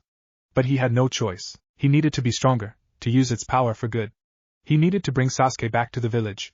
It didn't matter what the cost was. All Naruto cared about was getting the pompous Uchiha home, to safety, to his friends. But even he was starting to realize how lost that cause was. Naruto could barely recognize Sasuke in his current form. There was no telling just how much damage that curse seal had done in the time since the Chunin exams, but Naruto was convinced that he wasn't fighting his teammate anymore. This was someone else, something different. This wasn't Sasuke. The Sasuke he knew wouldn't do this. He wouldn't take the easy way out in the pursuit of cheap power. No. This was Orochimaru's doing. Naruto swore that once he had dragged his friend home and gotten that seal off of him, he would hunt down the snake and personally tear his throat out. Damn fox! Naruto thought, gritting his teeth as he fought down the ever-growing rage bubbling up inside him. The fox was trying desperately to infect him with its bloodlust, its desire to kill and destroy anyone in its path. It had taken everything Naruto had to hold back the mental onslaught, all the while trying to fight Sasuke to a standstill without doing too much damage. Granny Tsunade would kill him if he dropped a half-dead Uchiha at her feet. Their jutsu collided, either one buckling under the weight of the other. The air warped around them and the water beneath them swirled angrily. Naruto knew this was it, the deciding moment. He couldn't maintain the fox form any longer, and once it faded, he wasn't sure he'd be able to stand. At the same time, he could feel Sasuke pouring more and more chakra into his Chidori, the blade of lighting slowly working its way through his Rasengan. That's when he felt it, a sudden burst from within himself. He wasn't sure if he had slipped up. Maybe he was too weak to hold it back any longer. The fox's chakra flooded into him, more powerful and enraged than before, the tail of chakra whipping around and wrapping around Sasuke's arm in a crushing grip. What the heck? Kill him, the fox growled, its voice invading his mind. Use my power.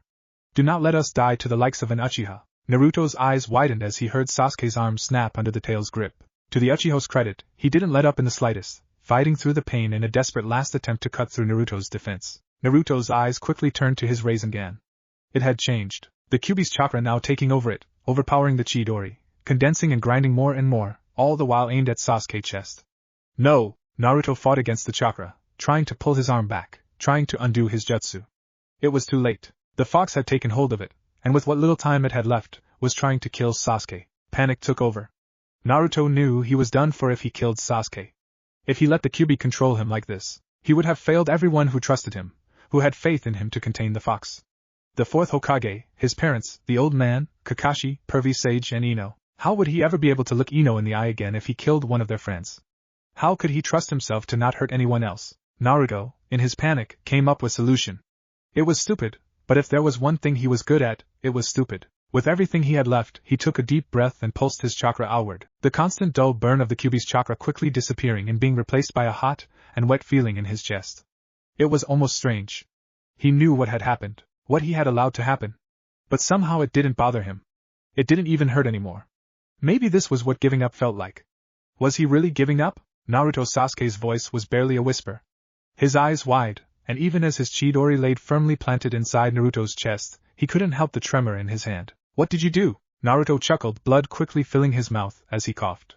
Hey, you should see your face, he said, wincing as he slumped forward. Sasuke's Chidori died out as he pulled his hand back, catching Naruto as he fell forward. He could feel the blood pouring from Naruto's chest, soaking his clothes and staining his hands. He wasn't an idiot. His Sharingan had seen everything, that vile red chakra taking control of Naruto, overpowering him. He had seen the fight for control, the fight Naruto had put up to hold back, to avoid killing him. Even after everything, when the opportunity was right there, Naruto wouldn't kill him. Then it had all stopped. In a single burst of chakra, the red was cast aside, the Rasengan vanished. Naruto had chosen defeat. He had chosen death. What have you done? Sasuke yelled. You idiot, Naruto! Why? He could feel it. Naruto's heartbeat. With each pulse more blood pumped out onto him, the water below darkening. Almost too quickly Naruto's feet slid into the water, his chakra no longer able to support him, leaving Sasuke to bear both their weight. His curse mark receded, his body returning to normal, but his Sharingan remained. Every moment of their fight was now burned into his mind, replaying in his mind, over and over, just like the night of the massacre, just like before. Only this time was worse. It was real. Itachi may have forced him to see his parents die, but he had never felt it. He hadn't held them, hadn't felt their breath fade, their heart weaken. What had he done? I couldn't, Naruto said weakly. I don't want to be a monster. I wanted to help you. I don't need your help, Sasuke said, pulling Naruto to the edge of the water and laying him down. He tried to put pressure on the gaping hole in Naruto's chest, but it didn't seem to do anything other than cover his hands in more blood. Someone will be here. Just hold on. Naruto reached out to grab Sasuke's arm. Don't go, he said. I made a promise. I have to bring you back. Shut up. Sasuke growled. Why couldn't you just let me go? I didn't want this to happen. None of this had to happen. This is all your fault. Despite his harsh words, there was no hiding the tears in his eyes. Sasuke may have been cold, and he was committed to leaving Konoha, but he never wanted anyone to get hurt. Not like this. Naruto was infuriating at the best of times, but he didn't deserve to die. Only Itachi deserved that. Why, damn it! Bringing me back isn't worth your life. It is to me, Naruto said, a smile still on his face even as the color slowly left it. The village needs you. We need you. I won't give up on you, Sasuke. You don't need to be alone. We can still be friends. How are we supposed to be friends if you die? Naruto coughed, blood trickling from his lips. Heh, I didn't think this through, huh? He said with a pained chuckle. Sasuke glared at him. Stop joking around, he said. Save your strength. Someone will be here soon. Just stay alive, idiot. I knew you cared, Naruto said, a shit-eating grin plastered on his face. Stop talking. Do you think I'll see them? What? Sasuke asked. Naruto's heartbeat was so weak now. So much blood had poured out. How was he still awake? My parents, Naruto said, tears forming in his eyes as he looked up to the sky hopefully. I don't know who they were. I want to see them. If I could. Do you think they are waiting? Sasuke winced as he kept pressure, his broken arm screaming at him to let go. You're not seeing anyone but a doctor. Naruto smiled. It was hard to breathe now.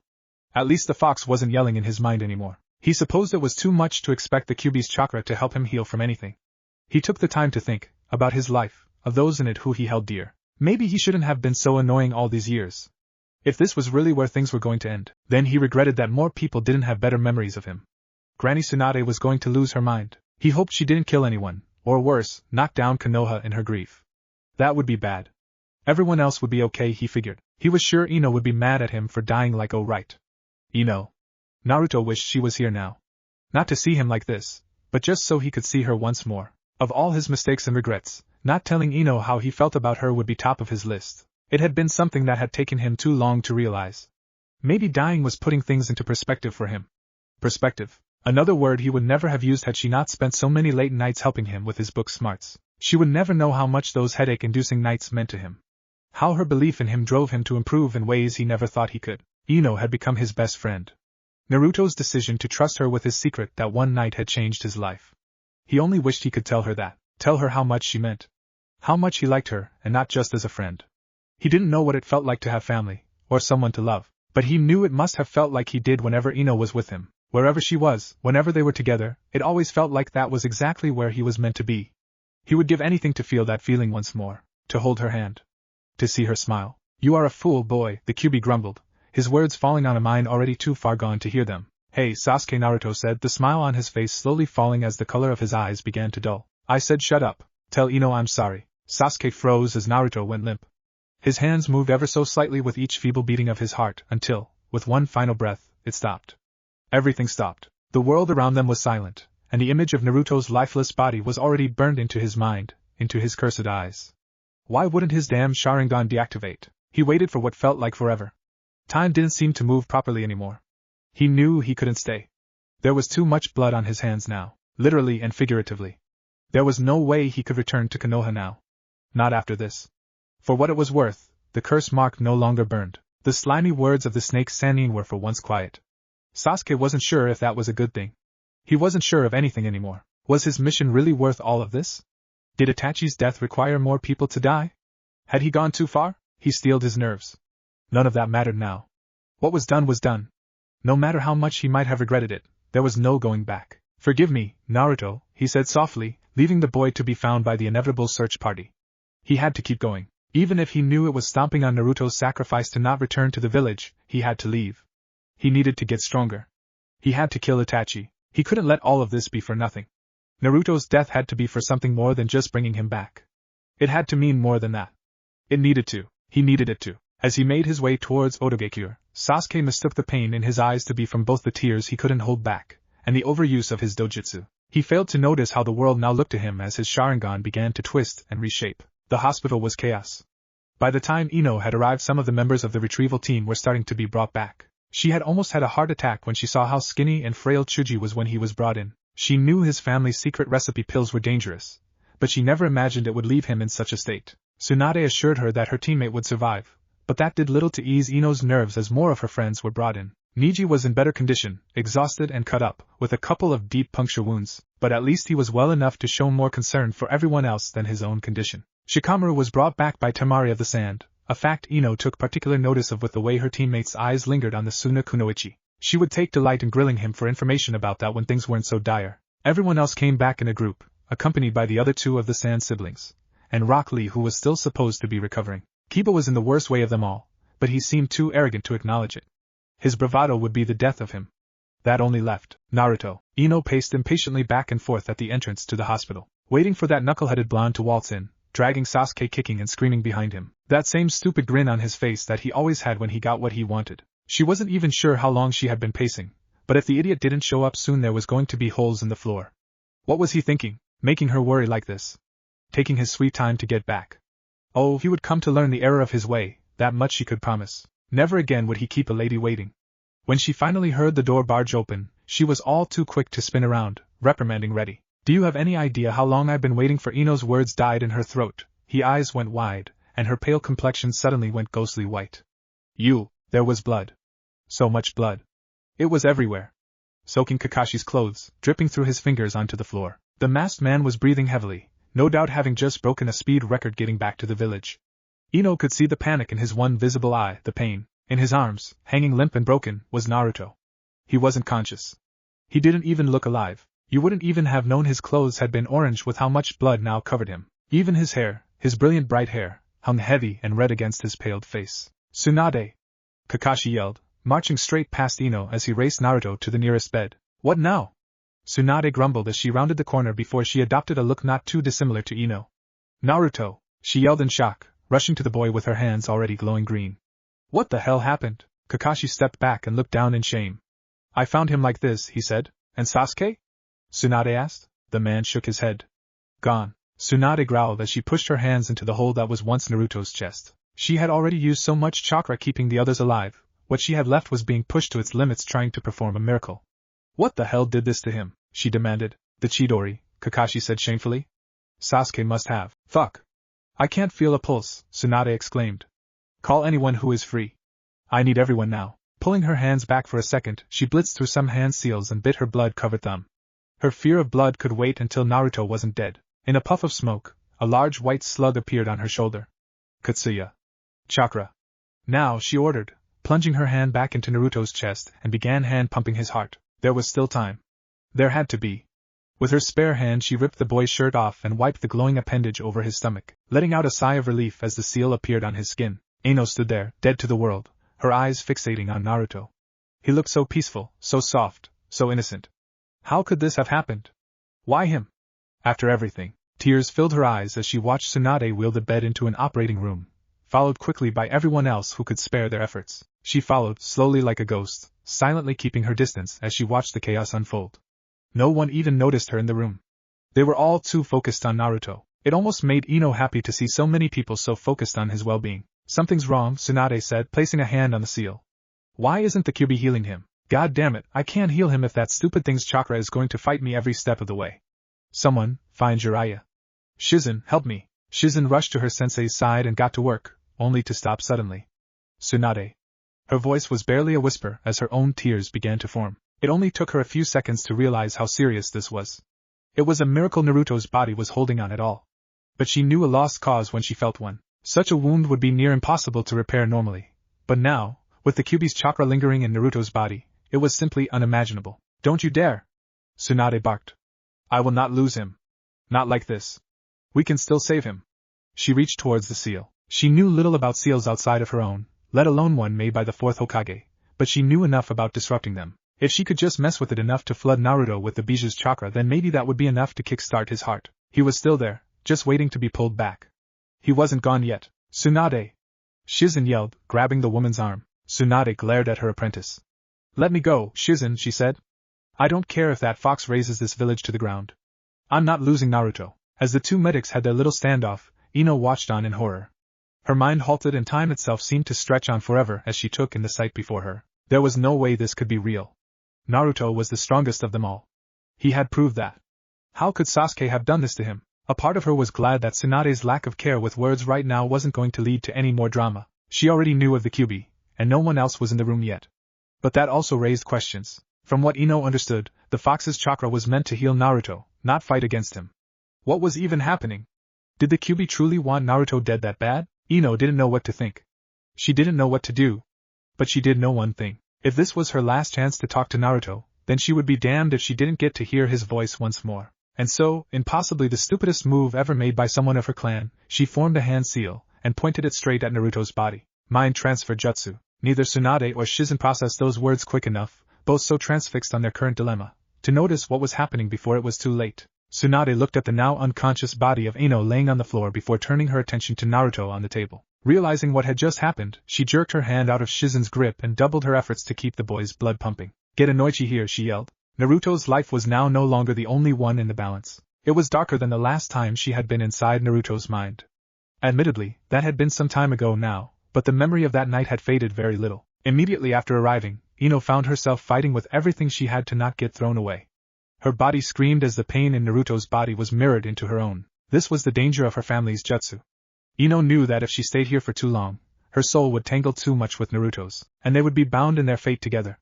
With that in mind, she took off down the flooded corridor, making her way through the small maze as if this place was her own mind. One would think she knew his mind like the back of her hand, but in truth she was just following a sensation. As if something was guiding her through. Naruto, she cried out, entering the main chamber. What she found only made her stomach sink. Naruto was there, slumped up against the bars of the Kyuubi's cage, the same injuries from his physical body now present on his own consciousness. That was never a good sign. Ino ran up to him, ignoring the bright red eyes that peered down at her from the shadows. Naruto, I'm here, she said, falling to her knees and pulling him to her. Come on, idiot. Wake up. You're going to make it through this. She shook him gently, but he didn't stir. Please, Naruto. Get up. You are too late, the Kyuubi said in a bored tone. Ino glared at the beast. Shut up, the fox chuckled. Your scent is familiar, it said curiously. How foolish to return here again at such a time as this. I said shut up. Ino screamed. This is all your fault. Why aren't you healing him? Why didn't you help him beat Sasuke? The Kyuubi slammed its hand against the cage, surprisingly earning little more than a flinch from the girl. The runt chose this. The beast yelled. He would rather let us die than use my power to kill that worthless Uchiha. And now that he has cast aside my strength so arrogantly, die is what he will do. Unless, Ino narrowed her eyes. Unless what? The Kyuubi's eyes flickered with a cunningness that wasn't lost on Ino. Unless you weaken the seal, and let you free? Ino said skeptically. Do you honestly think I am that stupid? I am bound to his soul, as you too soon will be, the fox said knowingly. When he dies, so shall I. You would be wise to leave before you share in our fate. Ino would have liked to say she thought about things a bit more in depth than she actually did. Shikamaru would give her such a lecture on reading the fine print before agreeing to a deal, but there just wasn't time. What do I have to do? She asked desperately. The Kyuubi's eyes turned to the piece of paper stuck to the outside of the bars, the word seal printed plainly to see. Tear the seal, it said. Ino looked at the paper unsurely for a moment before turning back to Naruto's lifeless form. It'll be okay, she whispered, gently laying him down. She tried to walk to the middle of the cage, only to stumble and fall to her hands and knees, the air seemingly knocked from her lungs. With a glance, she saw the blood now slowly leaking from her chest. Oh no, the wounds were transferring so much faster than she expected. She was running out of time. With a pained grunt she got back to her feet. She wasn't sure if this would work. Taking the word of a monster was definitely high up on her list of dumb ideas, but she didn't have a choice. If there was even a small chance, she had to take it, and she had to hurry. Each step felt heavier, and every breath weaker. The taste of blood filled her mouth, and her vision blurred. Ino knew she was now beyond the point of no return. Her physical body would have started succumbing to the injuries as well. Somehow, this didn't bother her as much as she thought it would. Dying was always a possibility, as a shinobi. It was something she had come to terms with a long time ago. But this, right here, right now, didn't feel like dying, at least not in the way one would assume. No, this was repayment. Naruto had already sacrificed so much for the village, for the people. He had lost more than anyone she knew. He didn't deserve to lose his life as well. Not like this, not yet. It was time that someone made a sacrifice for him instead.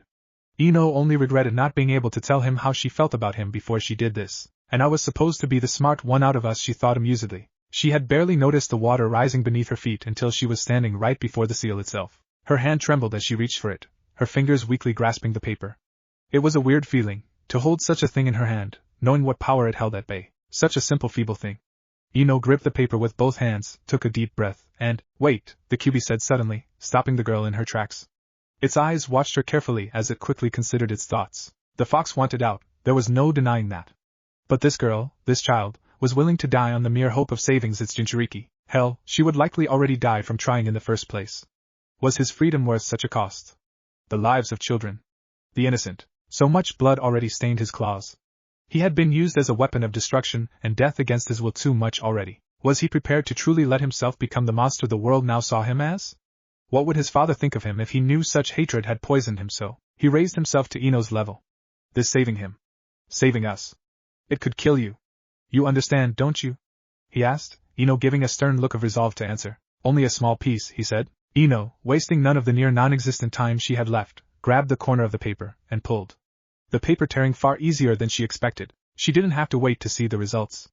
As soon as the torn piece of the seal fell from her hands into the water, the room lit up, red chakra gushing in through the bars and flooding down the corridors. She expected it to burn, to drown her out and cast her from this plane, but it didn't. It felt warm. The water in the room began to rise, lifting Naruto's body to the same level. Stumbling over to him, Ino collapsed beside him, watching in relief as the Kyuubi's chakra enveloped him, the wounds already starting to heal and fade. Thank you? Ino jumped at the words, her head shooting up only to see a man, smiling at her. He looked just like Naruto, only older and eerily familiar. For the life of her, Ino could swear she knew who she was looking at. It was on the tip of her tongue, and yet the fourth Hokage continued to smile, gently placing his hand on the girl's shoulder, chakra flowing into her and numbing her pain, the wounds that had begun forming on her stopping suddenly. Please look after my son, he said. He cares deeply for you. Ino's eyes widened. Your son? Farewell. No, wait, her words disappeared as she was suddenly enveloped in red chakra, her spirit forcefully ejected from Naruto's body. Minato's eyes lingered on Naruto for a short while, taking his time to cherish this moment with his son. It was so much earlier than he had planned. Naruto was so young still. Oh, Kushina. I wish you could see our boy, he said softly, stroking Naruto's hair. I'm so sorry, Naruto. I had hoped to take this chance to talk to you, just once. I love you so much. He stood cradling Naruto in his arms, turning his attention to the cage from which a tidal wave of chakra was now freely flowing from. Behind the bars, two large red eyes stared at him, a deep and shameful sorrow held in them. We need to talk. Outside, in the real world, mere minutes had passed. Ino's body was now laid in a bed beside Naruto. Several doctors and medic now filled the room, frantically working alongside Tsunade to try and stabilize Naruto, while also desperately trying to halt the injuries now forming on the young Yamanaka. Tsunade had no idea what Ino was thinking, but if the girl survived, she was going to find out, painfully. Despite everyone's best efforts, none of them were actual miracle workers. Naruto's condition wasn't improving in the slightest, and Ino was quickly following the same path. Who even makes a jutsu with that disastrous of a flaw, honestly? The best they could do was keep the two of them alive and hope for well. Tsunade wasn't sure what to hope for. It was a struggle to maintain her medical jutsu for so long, let alone think straight. That was when it happened. If the level of chaos was sitting at a maxed out 10, then it officially broke the limit by several more scales. Tsunade sensed the chakra before she felt it, the red boiling ooze pouring out of Naruto with next to no warning, burning her hands before she could pull them back. Everyone out! She yelled in a panic as the Kyuubi's chakra fully enshrouded Naruto's body, the wound on his chest bubbling and sizzling as it was forcefully closed. Had her worst fears been realized? She tried to rush to Ino, intending to get the girl out of the room to what little safety there might have been, only to be stopped by a giant clawed hand of chakra slamming into the ground in front of her. Those who hadn't heeded her warning to get out quickly fled the room at the sight of the glowing red appendage. Tsunade looked at Naruto, and felt her heart nearly stop in her chest. No, sitting upright, coated head to toe in red chakra that took the form of a fox, was Naruto. Only it was not Naruto. Tsunade could see that much. His once bright blue eyes were now a dark red, pupils slitted, and they stared at her with such disgust, such a disregard for her existence that it couldn't possibly be human. She backed away slowly, preparing herself for what was to come. Only it didn't. The Kyuubi didn't attack. It just sat there, staring at her. Even as it withdrew the hand, its eyes didn't leave her. Then, using Naruto's body as a puppet for its own sick joke, the beast pointed to Ino's body. Heal her, it demanded, a tail of chakra moving behind her and shoving her towards Ino's bed. Tsunade shakily raised her hands to the girl's chest, noticing that her injuries had stopped forming any further. Was the jutsu interrupted? It must have been. Why on earth would the Kyuubi want her to heal Ino? It didn't matter. She tried, with what chakra she had left, to close the wounds, but it was hopeless. She had already nearly exhausted herself healing the others beforehand, and combined with her now burned hands, still throbbing with the Kyuubi's foul chakra, there was no way she could mold the necessary medical jutsu to be of any use. Even with Katsuya's chakra it would take too long to both heal herself and Ino. Guess I'll have to use it, she thought to herself, carefully directing her chakra around the gem on her forehead. But before she could do anything she stopped, the pain in her hands replaced with a warm sensation as Katsuya was dispelled from her shoulder.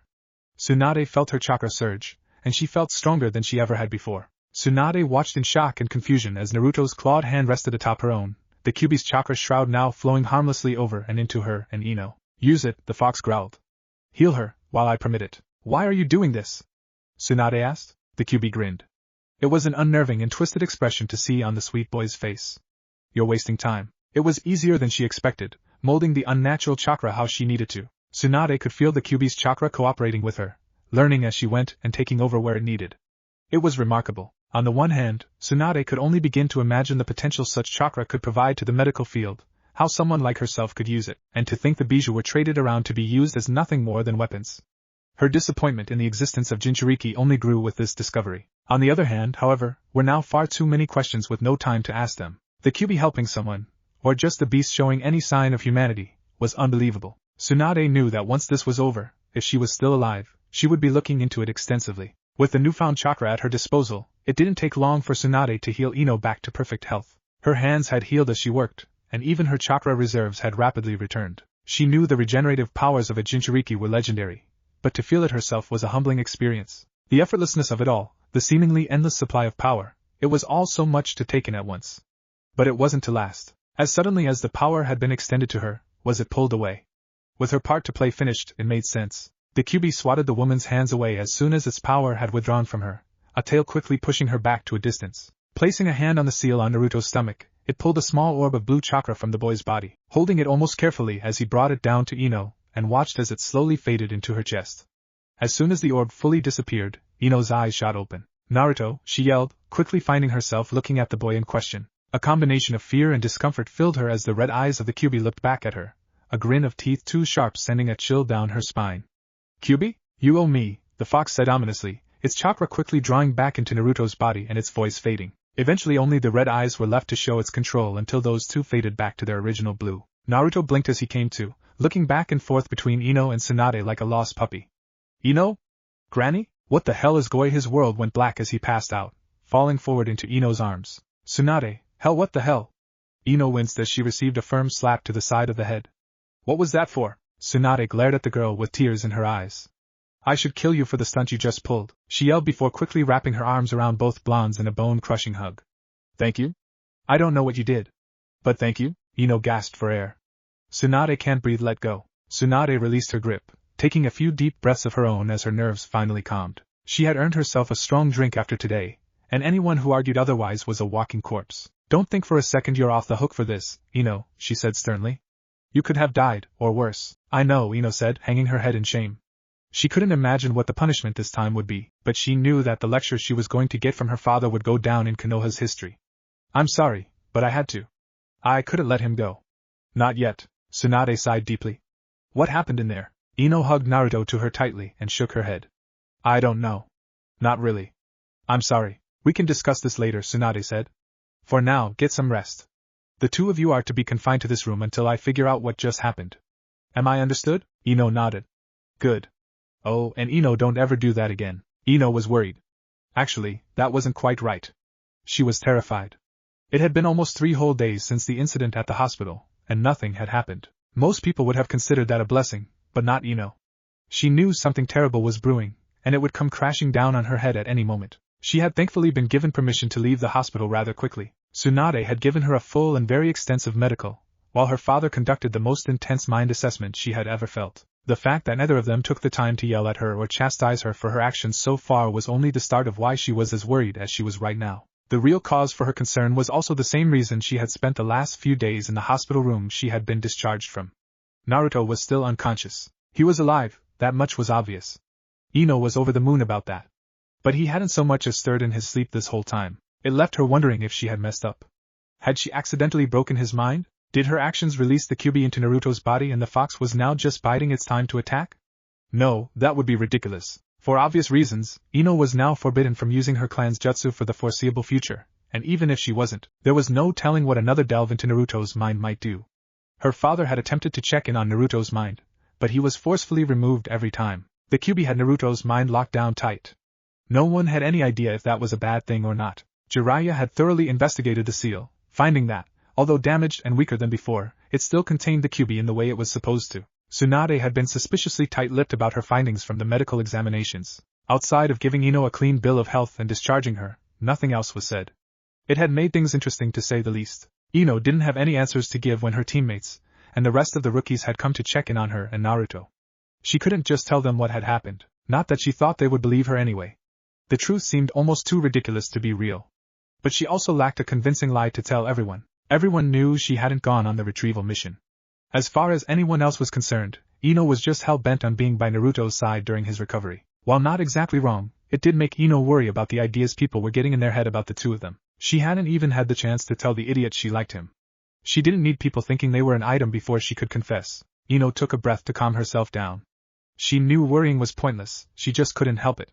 Glancing at the clock on the wall, she groaned. It was almost time for her to head home. She hated leaving Naruto here, alone. What if he woke up to an empty room? The thought had crossed her mind to simply kidnap him. Tsunade would murder her for that. Speak of the devil, Ino thought, the woman in question casually walking in and locking the door behind her. Lady Tsunade, Ino greeted, bowing. Don't worry, I was just about to leave. Stay, Tsunade said, grabbing a nearby chair and sitting herself across from the girl. We need to talk. Ino gulped and sat up straight. She had been expecting this moment. Tsunade had been far too busy lately, what with Rock Lee's surgery and the recovery of the retrieval team. She thought she would have more time. Of course, I read your report, Tsunade said. You aren't a very good liar. At least on paper. Oh, don't worry. I don't blame you for trying, she said. But I do need to know what happened. You did something to the seal, didn't you? Ino nodded, averting her eyes in shame. I removed a piece of it, she said. It was the only way to get enough of the Kyuubi's chakra through to heal him. And how did you know that would work? The Kyuubi had told me. Ino knew the moment those words left her mouth just how stupid it sounded. How could anyone trust the beast that attacked their village? She didn't fully understand what came over her to trust the fox in the first place. Maybe it had been the panic, or the near-death circumstances. Either way, Ino knew that in that moment she felt she could trust the Kyuubi. It didn't make sense, but it didn't need to. It had worked out after all, she hoped. Tsunade rested her chin on her interlocked hands, furrowing her brow in thought. So, the fox was trying to help, she mused. Any idea why? It said if Naruto died, it would die too. Self-preservation then.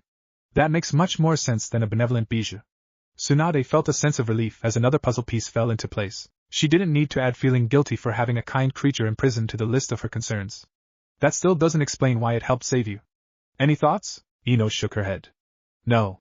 But she paused, thinking carefully on whether to say what she wanted to say. Tsunade smiled reassuringly. It's okay, she said. You've been through a lot. You don't have to tell me anything. I'm honestly just glad the two of you are safe, but I want you to know that you can trust me with anything. If there's something I should know about, please tell me, the fourth Hokage, Ino said, looking at Naruto. Naruto's father is the fourth Hokage. How do you know that? Tsunade asked carefully. Such knowledge was beyond confidential. She could name those that knew the truth with her fingers, and Naruto wasn't one of them. Unless Ino had been diving into some very specific mines, with a level of skill she ought not have, then there was no way she could have known. Maybe she figured it out on her own. The resemblance was there, so it wasn't out of the question. I saw him in the seal, Ino said. He seemed kind. Tsunade smirked. Minato, you insufferable fool, it was just like him to put fail-safes into an already overkill seal. Ino, I want you to listen to me very carefully. What you saw, what you know, is all to remain a secret. Only you and I can know. Okay? Ino's eyes widened. But Naruto, we'll find out when the time is right, Tsunade interrupted. This is no insignificant bit of knowledge. I know you were entrusted with the secret of Naruto's Jinchuriki status, but this is much more than that. I am willing to trust you, as I know Naruto does, but make no mistake, if you jeopardize his safety. I won't, Ino said quickly. I won't. I promise. Doesn't he deserve to know? Hasn't he dealt with enough? He has, Tsunade said sadly. But some things have to wait, even if they hurt. Now, while I have you, I think we should talk about how you were affected by all of this. Do you feel anything strange? Ino tilted her head curiously. I don't know. Should I? She hadn't felt any different than usual, but she also wasn't exactly paying attention to her body since waking up. If anything, she felt better. You were healed by the Kyuubi's chakra. Some of that chakra has remained in your system, Tsunade said. It appears dormant. In all likeliness it will work its way out naturally, but it is something we should keep an eye on just in case. If you notice anything out of the ordinary, or have any concerns, do not hesitate to come to me. We have no idea how such chakra will act within someone who doesn't also contain the beast it belongs to. For now, there is only one notable side effect you will have to deal with. Oh, your chakra pathways have expanded to compensate for the Kyuubi's residual chakra, Tsunade explained. Now, while the chakra may dissipate, your pathways will likely not return to their natural state. Right now, I would say that you have more than triple the amount of chakra you had before. Hell yeah, Ino exclaimed.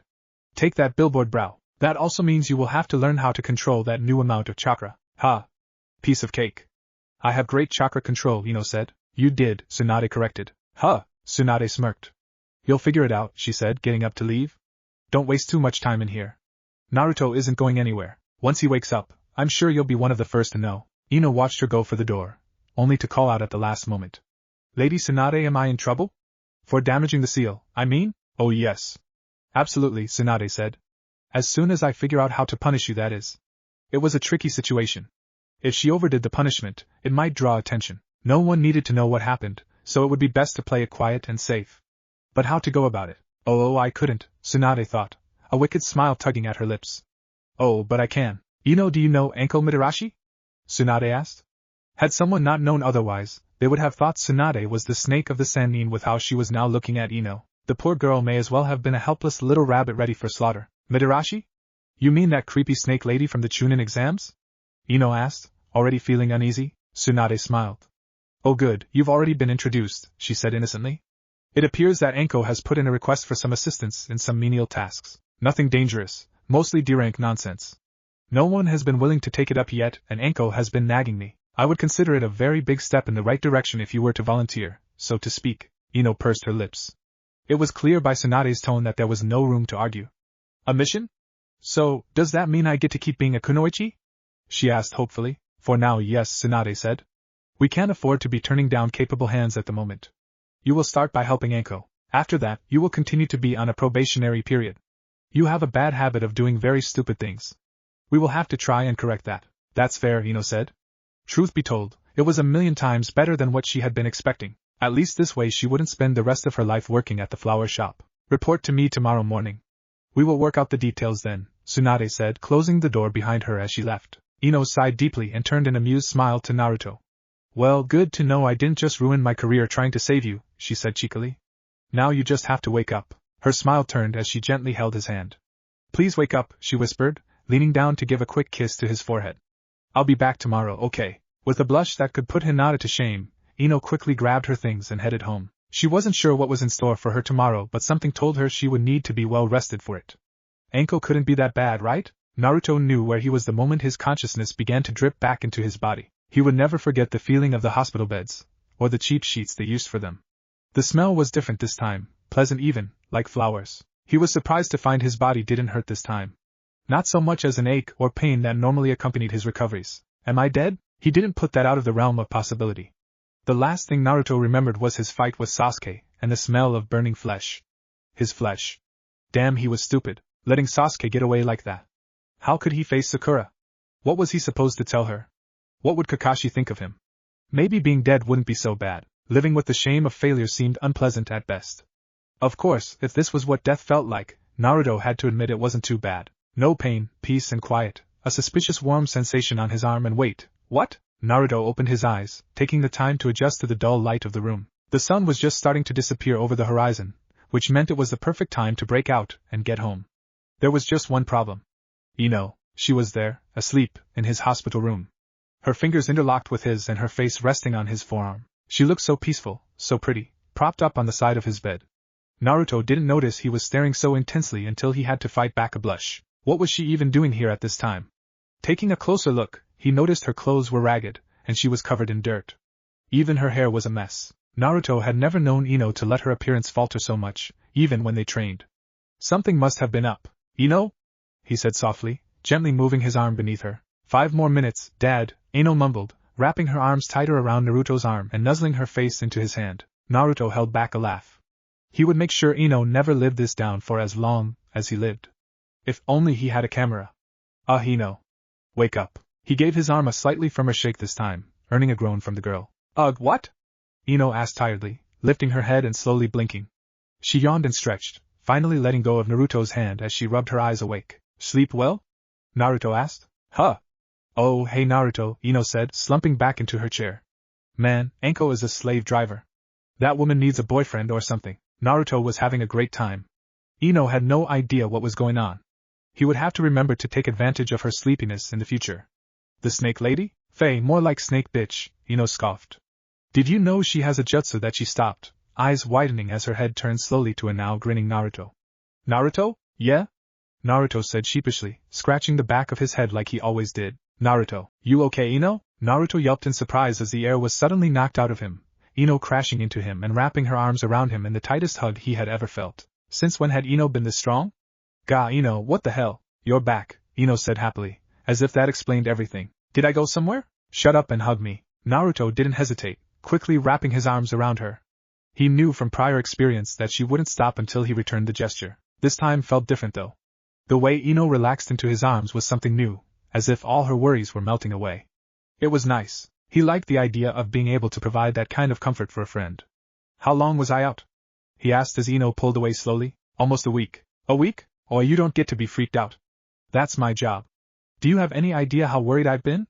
I've been coming here morning and night to check on you. You could have at least woken up a little earlier and saved me the worry, Ino said. Yeah, right. Because I totally have control of that, don't I? Naruto said. Not my fault you wasted time checking on me. You are not a waste of time. Ino blushed furiously as the words left her mouth a fair bit louder than she intended, but she didn't back down. No matter how embarrassing it was to say, she wouldn't take it back. Naruto wasn't a waste of time. Not to her. Naruto grinned. Careful, Ino, he teased. Someone might hear you caring about me. He laughed as Ino's blush only got worse. And what if they do? Ino said with a huff. Am I not allowed to show that I care? It really didn't matter anymore. If anyone hadn't figured it out before, they certainly would have by now. It wasn't like the whole village wasn't astutely aware of her intense visiting schedule. Huh? Naruto stopped laughing. Oh, sorry. I thank you, Ino. I didn't, it means a lot. You being here and I just thank you, Ino smiled. She found it cute when he was lost for words. In a way it showed how much he cared. He may not find all the words he needed, but he took the time to make sure he didn't just blurt out the wrong words. It was a lot from him when considering how little he cared about saying the wrong thing any other time. Reaching out, she gave a light-hearted knock on his head. It's okay, she said. Just don't do it again. Naruto's expression fell as his hand rubbed his chest warily. It was bad, wasn't it? Don't worry about that, Ino said. All that matters is that you're okay now. We can worry about everything else later. But Sasuke is gone, Ino said sharply. But, no, she continued. We aren't talking about him. Naruto opened his mouth to argue but snapped it shut when Ino glared at him. She could be scary sometimes. Is everyone okay? Mostly. You're the last one left in hospital. I think Chuju was the worst off aside from you, Ino said. Oh, well, at least everyone is alright, Naruto said, giving Ino a cheeky grin and patting his stomach. I guess this stupid fox is good for something after all. Ino forced a smile. She wanted to tell him everything. To hell with the Hokage's orders. She wanted Naruto to know everything, for there to be no secrets between them. He trusted her. How could she keep things from him? It didn't feel right. Yeah, I guess so, she said. Now wasn't the time to unload all of that onto him. She would tell him, in time. For now, she just wanted to make the most of him while she could. Hey, Ino. You hungry? Naruto asked, as if her stomach growled loudly for the world to hear. Starving, she said. Ramen? Ino would never get tired of how Naruto's face lit up at the mere mention of ramen, like a kid in a candy shop. Yes, please. I'll go make us some, Ino said. You stay put. No running amok until Tsunade makes sure you're okay. Ugh, fine. Ino chuckled at his antics as she left. With Naruto awake, Ino felt a great weight lift from her shoulders. He was okay. Everything was going to be okay, as soon as she figured out how to tell him she liked him. Chapter 4, Before You Go. Shikamaru was at his wits' end. Things had been going downhill ever since the Chunin exams blew up in everyone's face. Why Sakura had to wake him up for that mess was beyond him. Being made a Chunin straight after wasn't supposed to happen either. Shikamaru didn't want the added responsibility, or the workload. But here he was, silly flak jacket and all, regretting ever becoming a shinobi in the first place. The mission to retrieve Sasuke had been, for a lack of a better word, a disaster. For his first mission in charge, it was also a giant stain on his record. No one blamed him. They all made that very clear. But it didn't matter. He had failed, and he knew it. He had failed his friends, his village, his Kage, his rank. For Shikamaru, that was enough to make him question himself. Perhaps if he had trained more, not slacked off so much in class, actually pushed himself to be the best he could be, maybe he could have avoided all of this. He supposed none of that mattered now. What was done was done. There was no changing the past, only preparing for the future. Hence his newfound dilemma. Shikamaru wasn't sure if he could trust himself anymore. He knew now how much could go wrong, how much he could lose if even a single move was made incorrectly. Even if he started now, there was no guarantee that he could improve himself enough to ensure nothing like that happened again. No guarantee that he could think ahead of everything and keep everyone safe.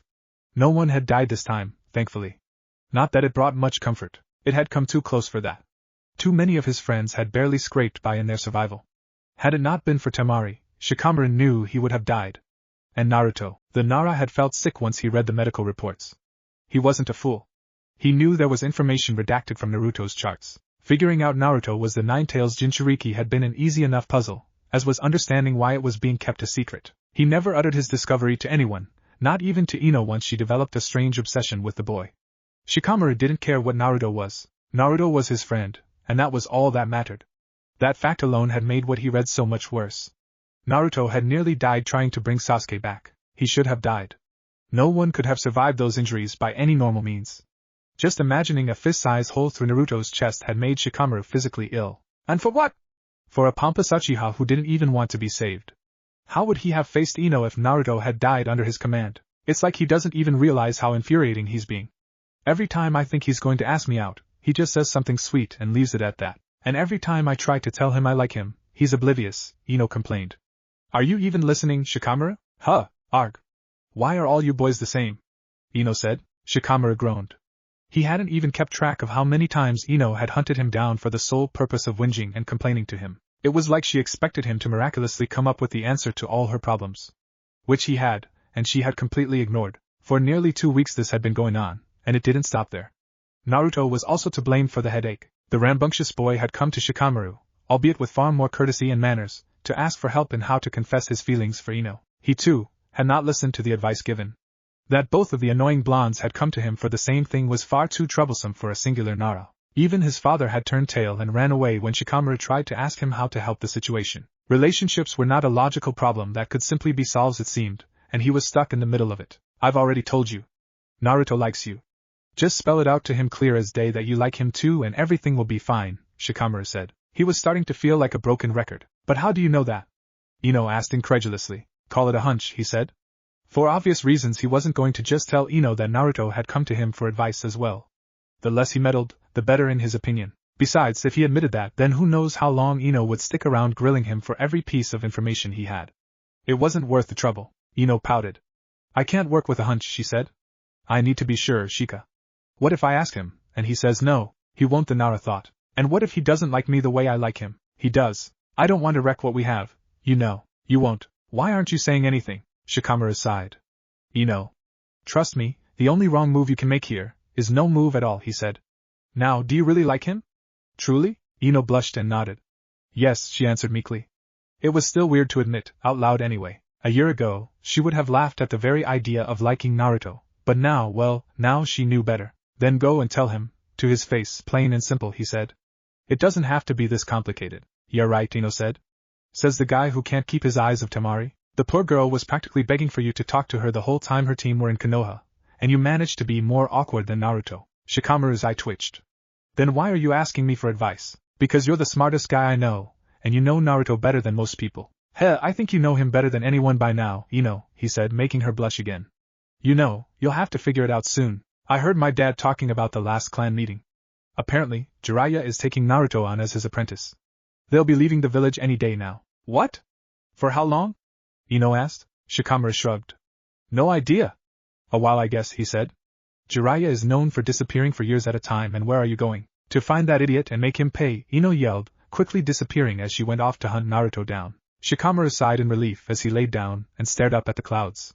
He should have said something about that an hour ago. He just hoped the two figured out their feelings before Naruto left, or he was going to be stuck with a very pent-up and annoying Ino for who knows how long. Just the thought sent a shiver down his spine.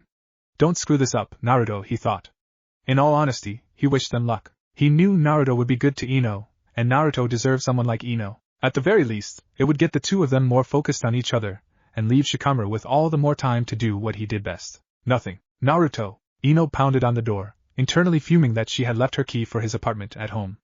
After the incident at the hospital, she hadn't needed to use it. Neither of them had left the village, and they had been spending a questionable amount of time together even by their standards, so he was always with her to let her in when they eventually made their way back. Naruto Uzumaki, open this door right now. What the hell, Ino? Naruto asked tiredly, opening the door only to be pushed inside and the door slammed shut behind them. What have I done now? I swear, whatever I said, I'm sorry. You haven't said anything, and that's the whole problem, she said crossly, aiming a pointed stare at the boy and waiting for him to catch up. I haven't said what? Naruto was at a loss. Ino could be confusing at the best of times, but now was a particularly bad moment. Ino frowned. When were you going to tell me that you're leaving the village with Jiraiyah? She asked. Oh, Naruto had the decency to look ashamed while he nervously scratched his head. Yeah, that. Jiraiyah only told me about that yesterday, and you didn't come and tell me straight away. Why? I tried. You were asleep. Your dad said you had a bad day with Enko. Remember the last time I woke you up after your training? Naruto said defensively. Enko had, much to everyone's shock, taken a liking to Ino and offered to train her whenever possible. Ino had eagerly agreed, what with her chakra control now being shot to hell, but she wasn't prepared for just how much of a dedicated teacher Enko was. Training someone into a coma wasn't unheard of before, but the snake lady was on her way to perfecting it as an art form, and poor Ino was the canvas. The results couldn't be ignored.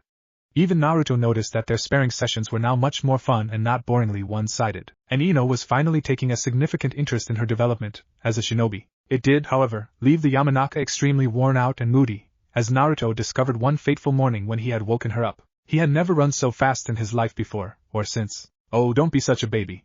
I barely even touched you, Ino said, not for lack of trying. Naruto mumbled under his breath. You want to go for round 2, smart guy? Naruto paled. Please God no, he said pleadingly. I'm sorry, okay. I was going to tell you, I swear. I was just waiting to see you is all. Ino took a deep breath. It was hard to stay mad at Naruto when she knew that he only ever meant well. Honestly, it was so frustrating. No matter what happened, she would always end up feeling guilty for being mad at him. He was just so sincere, so infuriatingly honest. Truth be told, she should have known better by now than to come barging in like this and not expect Naruto to have a legitimate excuse. She just couldn't win with him. When are you leaving? She asked. Hopefully it wouldn't be too soon. She still needed time. In a couple days, Naruto said. Crap. And how long are you going to be gone? Naruto laughed nervously. He had been dreading this moment ever since Jiraiyah had dropped the news on him.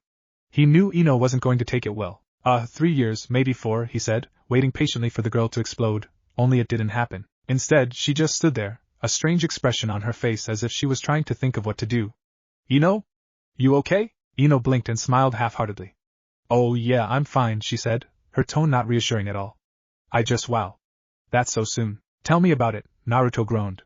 But Pervy Sage wants to get a head start on my training. There's some stuff I need to be ready for. Ino narrowed her eyes.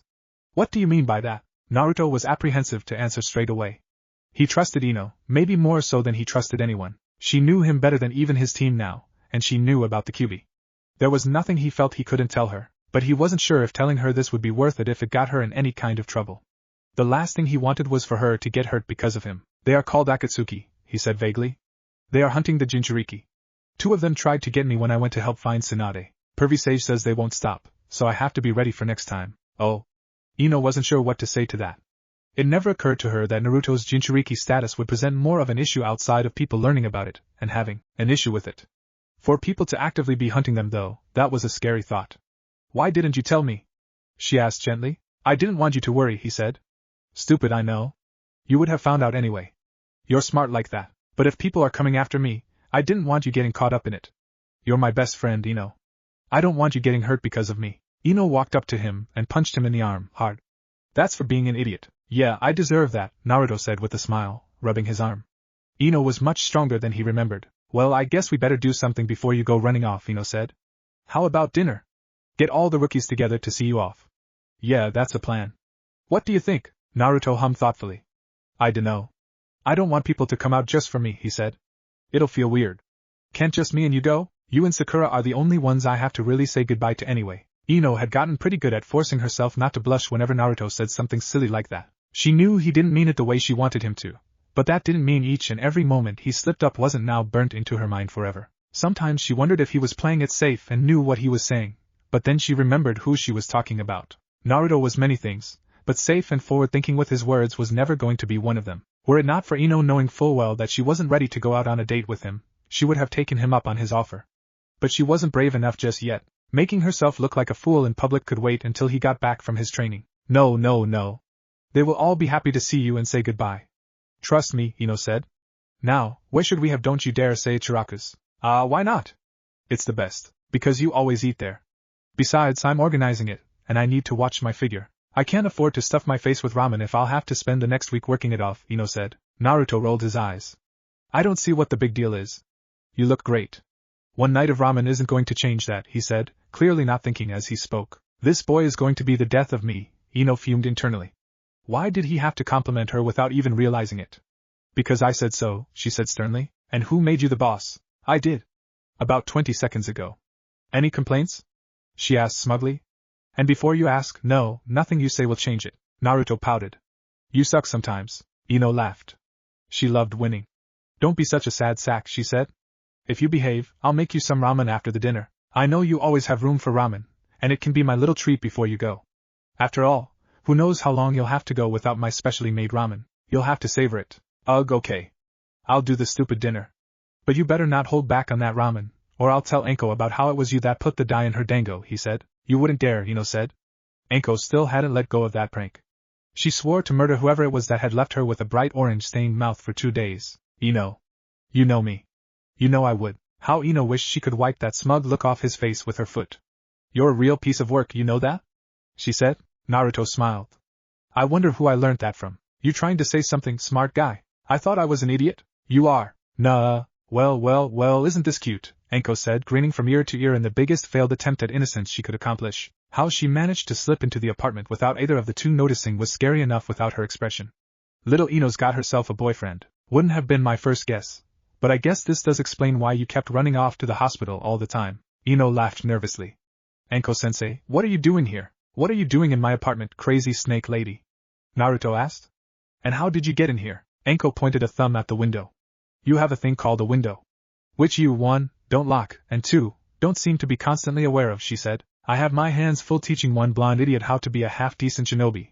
I don't need to be dropping in here to give you any lessons. And if for whatever reason I feel the need, and if get back in here, I will make it the most painful lesson of your life. Naruto grinned menacingly. The evil glint in his eyes making the hair on the back of Anko's neck stand on end. If you get back in here, he began ominously, I'll make sure the whole village remembers what happens to you. Anko's eye twitched. That's a pretty fucked up thing to say to me, she said, quickly turning her attention to an equally unnerved Ino. Just what kind of boys are you into, piggy?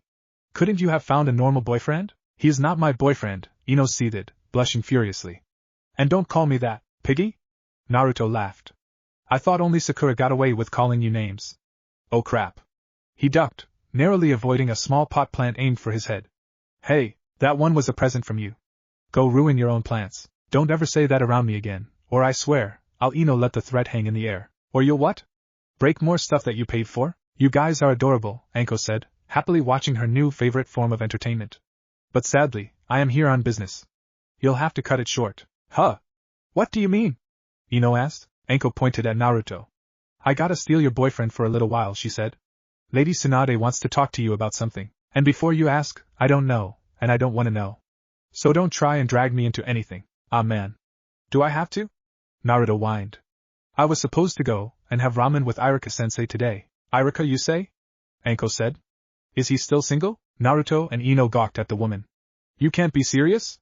Ino said. Anko shrugged. He's cute, and good with kids too. If he can put up with you two for all those years, imagine what else he could put up with. Of course, I'd reward him for putting up with me, she said, a slightly dazed expression on her face. You stay away from Irika-sensei. He's a good man, Naruto said. Oh god, I'm gonna be sick, Ino said. It's just so wrong. Well, screw you too. I don't need to take this from two little twerps like you, Anko said. Come on, brat. I don't want to have to drag you kicking and screaming, but I promise I will if you make me. Arg, fine. Ino, can you lock up for me?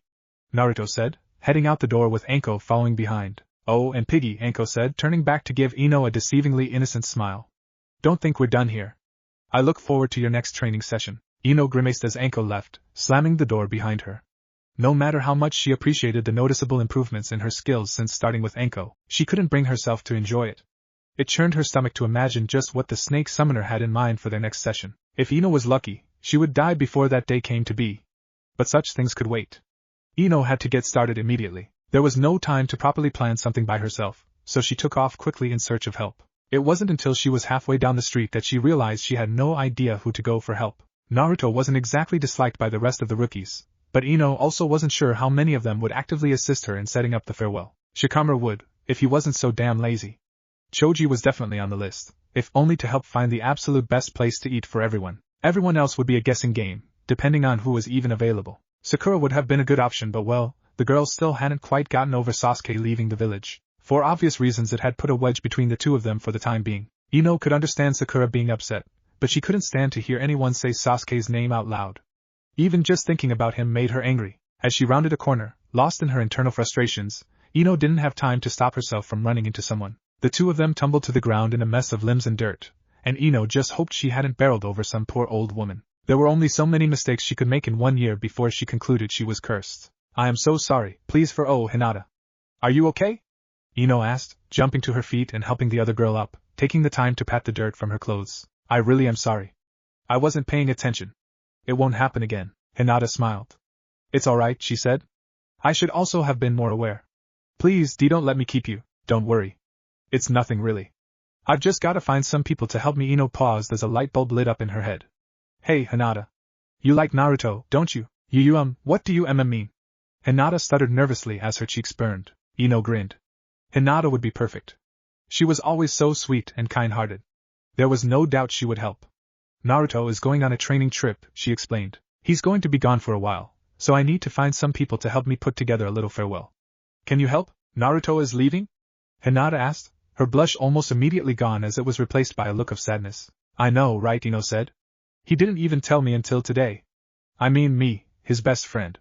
I honestly don't know why he chooses to hurt me like this. Hinata blinked curiously. You are Naruto's best friend? She asked. In a twisted joke, Ino was for once the one blushing and speechless in front of the Hyuga heiress, something that didn't go unnoticed by Hinata. Yeah? Yes. Definitely, at least I hope so. She shook her head. There was no time to be questioning things. It doesn't matter. Do you want to help? Oh, okay, sure, Hinata said. What can I do? You're the best, Hinata, Ino exclaimed, giving the girl a quick hug. Can you run around and see who else can come to the dinner? I need numbers. It'll have to be tomorrow night. I'll get back to you on the exact time. I gotta go find Choji.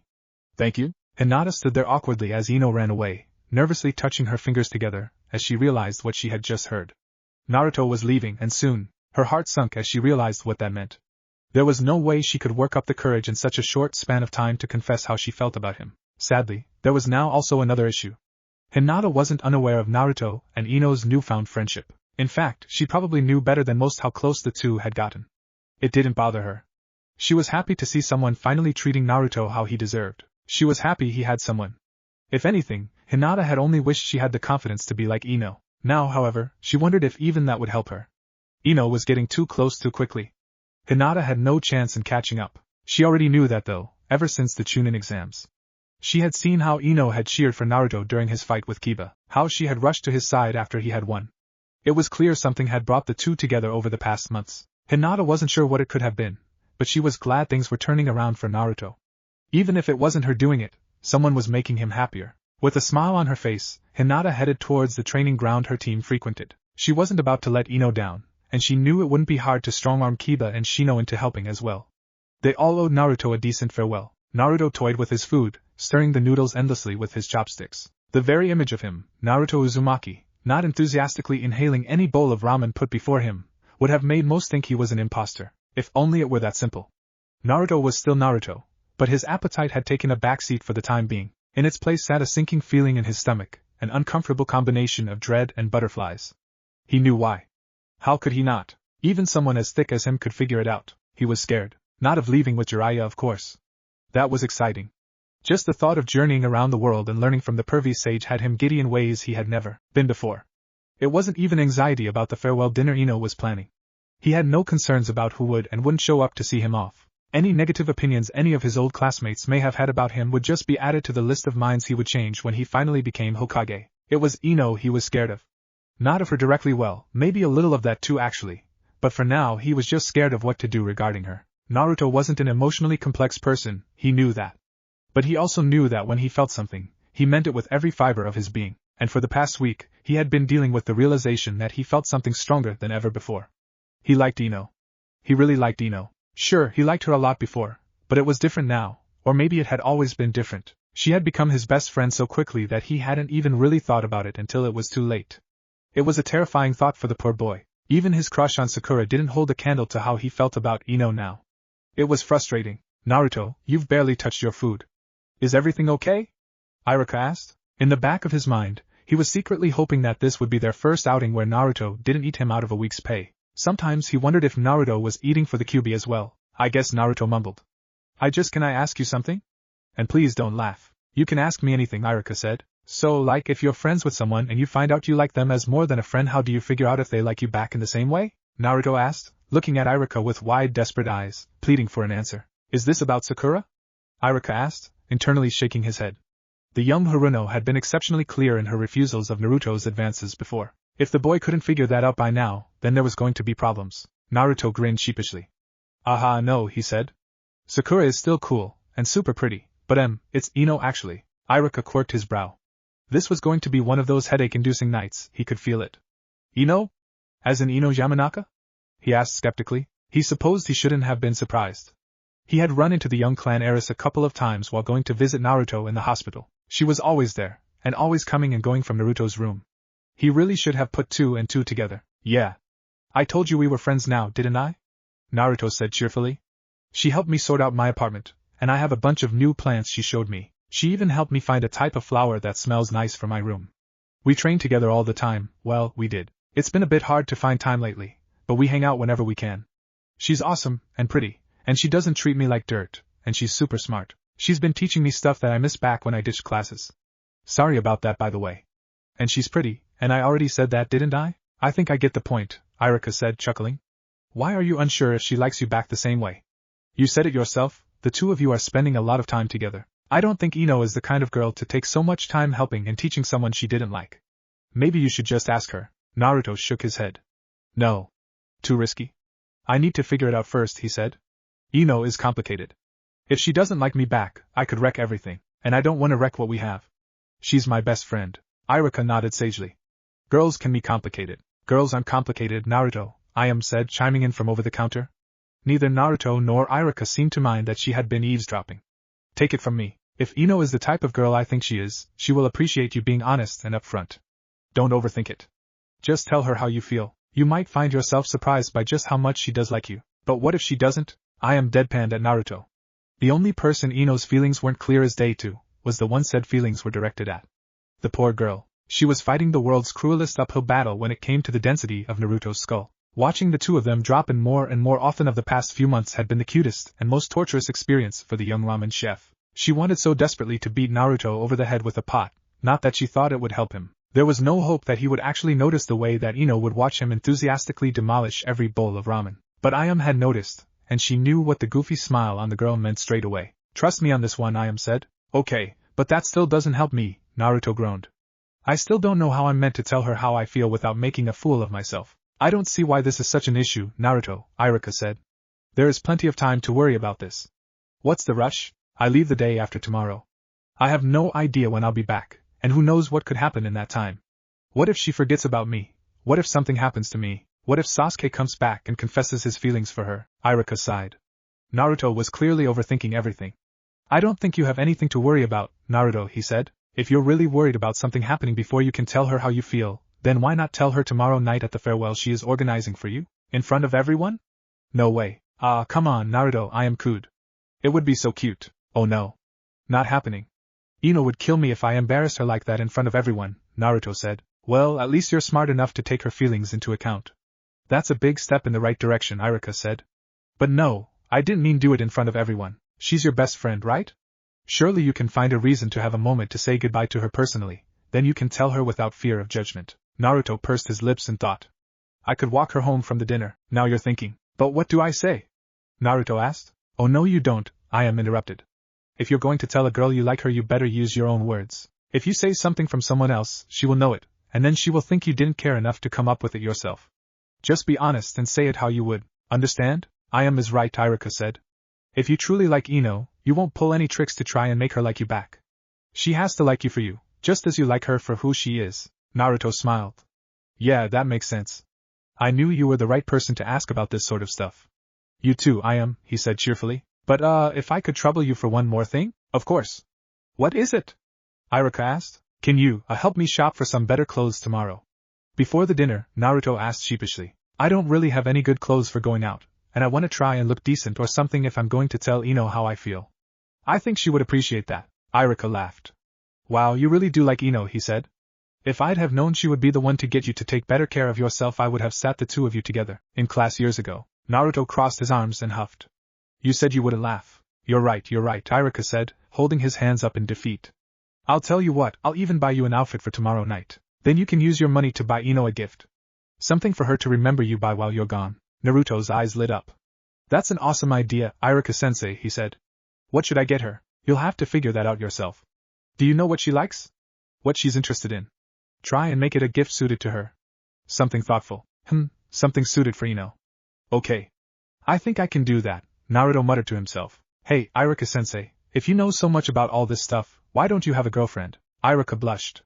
Well, it's not I'm very busy and I'm waiting, for the right time, he stammered. Why don't you run off and try figure out what you're going to get Ino? The more time you take to choose, the better chances it'll be the right thing. Good idea, Naruto said, quickly slurping down the bowl of ramen with inhuman speed. I'll see you tomorrow morning, Iruka-sensei. With a quick thanks to both Iruka and Ayam, Naruto took off down the street. Iruka sighed in relief as he was left to finish his meal in peace. Naruto meant well, but damn it if he didn't somehow find himself in the strangest situations. Ino Yamanaka, of all people, seriously? The boy was stubborn enough without someone like Ino challenging him. Why couldn't he find a nice quiet girl that would calm him down? Not that it mattered. Iruka would be happy as long as Naruto found someone who treated him right. But Ino? That was going to take some time for him to wrap his head around. He really looks up to you. You know that, right? Ayam said with a smile. He never shut up about you after you gave him your headband when he graduated. Iruka chuckled nervously. Oh? Is that so? Well, I'm flattered. Ayam's smile quickly shifted to a mischievous smirk as she eyed the man up and down. So how does someone so knowledgeable in the ways of romance not find himself tied down? She asked cheekily. No one catch your eye? Or are you scared? I think I'm starting to see where Naruto got some of his influence from, Iruka said. You're avoiding the question, Ayam said in a sing-song voice. Thank you for the meal, Iruka said with a smile, before disappearing in a swirl of leaves, a small pile of money left neatly on the bench next to a now empty bowl. Aw, no fair, Ayam whined, crossing her arms with a huff. It's always the cute ones that run the fastest. Ayam, stop flirting the customers away. We've talked about this, her father said from the back. But Dad, Naruto fidgeted nervously, his fingers constantly tugging at the collar of his new button-up shirt. In his opinion it hugged too closely to his neck for comfort, but Iruka assured him it made him look both tidy and presentable without overdoing it. Naruto was just glad it was orange. Not quite as bright a shade as his normal jacket and pants, but that was okay. He was now also sporting a nice new pair of black pants, and Iruka had gone so far as to buy him a new pair of sandals as his old ones were on their way out. As uncomfortable as he may have been, Naruto wasn't about to refuse any of the generosity. Even without the gifts, Naruto was happy. Just getting to spend the day with Iruka was quite the event as far as he was concerned. It did help that the villagers often forewent their usual distasteful stares and murmurs when someone else was with him. Not a single store had asked him to leave the entire day. It was awesome. But of course, all good things had to end eventually, and as the afternoon began to die down, the two of them slowly made their way towards Naruto's apartment. Feeling ready, Naruto? Iruka asked. Naruto smiled nervously. I think so, he said. Iruka laughed, and put a hand on Naruto's shoulder.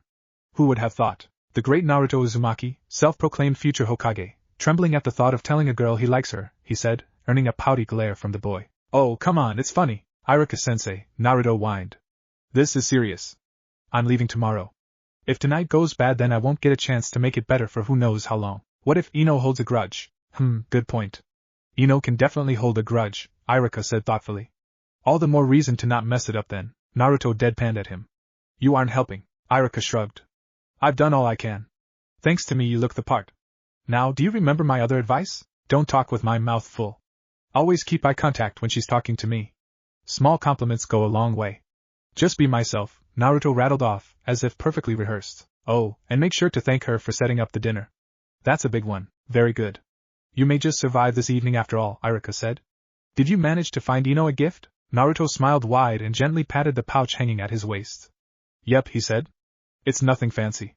I didn't have much left after Pervy Sage spent all my money, but I think she will like it. Iruka frowned at the mention of Jiraiyah spending all of Naruto's money. If it weren't for the Sanin's rank, and the fact that the man was taking Naruto on as his apprentice, Iruka would have half a mind to give the sage a stern talking to. I think Ino will appreciate a smaller gift anyway, he said reassuringly. Much like with complimenting, you don't want to go overboard with gifts. It can make people uncomfortable. How will I know if everything is going okay? Naruto asked. You'll know, Iruka said. Ino isn't the kind of girl to keep her thoughts unknown after all. As long as she seems happy by the end of the night, I'm sure it'll all be fine. Naruto wanted to feel reassured by his sensei's words, but his nerves didn't want to calm down. There was too much at stake for him to not overthink tonight. Ino was more than just his best friend. Feelings aside, she was also the only person who currently knew about the Kyuubi. She was the one he knew he could trust the most of all his comrades. That alone meant running the risk of upsetting her or pushing her away was a terrifying thought. Deep down, Naruto knew he shouldn't be worried. Ino was, as he had found out firsthand, an incredibly kind and caring person. No matter how badly he might screw things up, there was always the hope that she would find it in her heart to forgive and forget. Well, forgive him maybe, but Naruto knew she would never forget, and she would make sure he never forgot either. Quicker than Naruto would have liked, the two of them arrived at his apartment. He didn't want today to end, both to continue enjoying his time and to avoid the potential chaos of the evening's events. Is this a bad idea? Naruto asked. Do you think I should just leave things as they are? Do you want to leave things? Iruka asked. Regret is a complicated thing. In our line of work, playing it safe is admirable, but it can lead to other problems down the line. What does that mean? Iruka knelt down and smiled. It means don't get caught up on what could happen. You have the rest of your life to fix things if they go wrong, but you only have right now to see if they can go right, he said. If you don't tell Ino you like her, then you'll never know if she likes you back, and you'll spend more time than you'll be proud of sulking about what could have been. Being a shinobi is about putting everything on the line for what you believe in. You've already risked your life for the village several times. I think you can risk your feelings for Ino, don't you? Naruto nodded, and before Iruka could stand back up, he lunged forward and caught the man in a hug. Thank you, sensei. I really appreciate this. Everything. Iruka gently wrapped his arms around Naruto and returned the hug. Well, it wouldn't do me any good if I didn't stay on the future Hokage's good side, now would it? He said with a laugh. Pulling back from the hug, he patted Naruto on the shoulders and straightened his shirt back out. So, where are you off to? Naruto blinked. I don't know, he said. Ino just said she was going to organize a dinner. No idea what she came up with. In that case, it might be wise to just stay here. I'm sure Ino will come and find you. Iruka stood up and gave Naruto a thumbs up. You got this. To say Naruto was nervous would be a hilarious understatement. As soon as Iruka left him to his own thoughts, he became an internal rambling mess. The only upside was that he could practically feel the irritation emanating from the QB within him. Apparently, a giant immortal fox wasn't all that hard to annoy. He was too afraid to do anything out of fear of messing up his new clothes. Despite his growing hunger, he didn't even dare to make a quick bowl of instant ramen. Something told him that Ino would know if he did, and he didn't want to seem rude by not eating wherever she had planned to go. Thankfully, he didn't have to wait long. Naruto, you here? Ino asked, letting herself in. Coming, Naruto called out, quickly leaping from his bed and rushing to the door. I was worried you might have been waiting for me somewhere. He froze as he finally caught sight of the blonde, his jaw dropping. Wow, Ino blushed, both because of Naruto being stunned by her appearance, and because she couldn't help but return the gesture. Since when did Naruto have nice clothes? What are those? She asked, gesturing to all of him.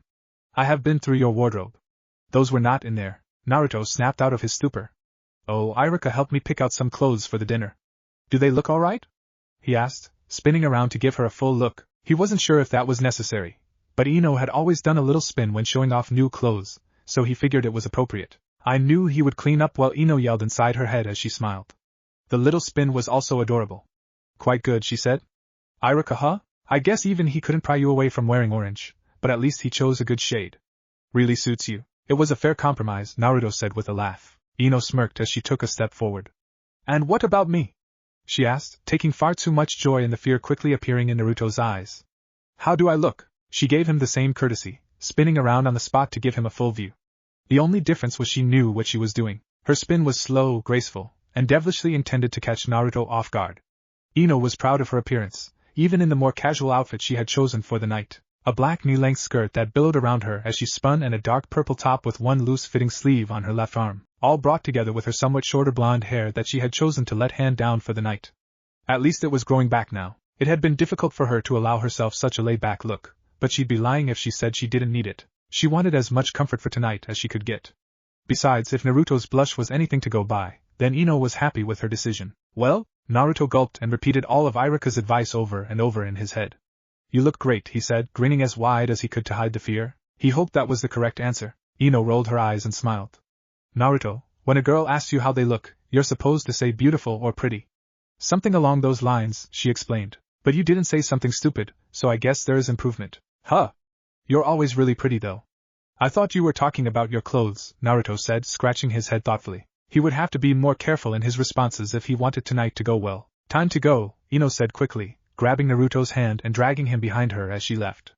There was no way she was letting him see how red her face was right now. Even someone as thick as him wouldn't be able to ignore such a blush. As the two of them walked, Naruto was all too happy to recount his days spent with Iruka, making sure to leave out the advice and gift side of things. Ino, for her part, finally got to vent her frustrations about how difficult the rest of the rookies could be when trying to organize something. Choji had been the easiest of all. As soon as food was mentioned, he was on board. Strangely enough, things only seemed to start coming together smoothly once Hinata got properly involved. Ino wasn't sure what that girl did, but she had never seen Shikamaru and Kiba so keen to help out before. Everyone else fell into place naturally, and much to Ino's delight, no one gave the slightest inkling of not wanting to attend due to some sort of dislike of Naruto. The only person who couldn't be accounted for was Sakura. Ino had tried to find Sakura, albeit half-heartedly. It wasn't that she didn't want the girl there, it was just that Ino knew Sakura wasn't quite over Sasuke leaving. She had taken their comrade's betrayal worse than anyone. Ino wasn't sure if inviting her would have been a good idea even if she had found her. Seeing her last teammate off while still coming to terms with the loss of the other might be too much. As such, Ino had opted to leave an invitation with Sakura's parents. She hoped Sakura would attend, if only for Naruto's sake, but she doubted anyone would blame the girl if she didn't make an appearance. Naruto couldn't help but grin as everyone greeted him when he and Ino entered the restaurant.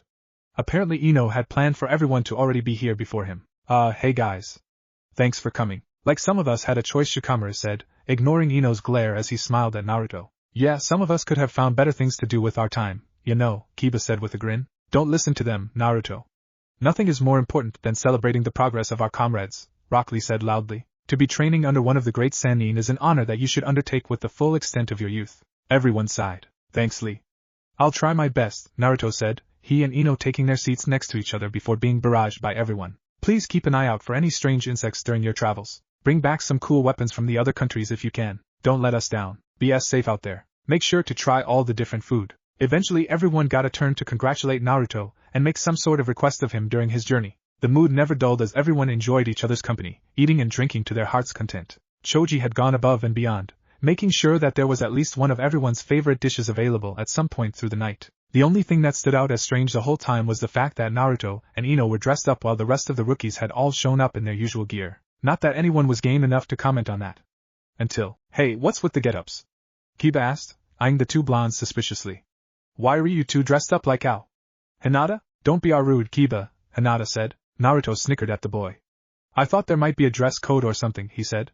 I'm still surprised they even let you in looking like that, dog breath. My breath is not that bad, Kiba exclaimed, only to shrink back as everyone gave him a knowing look.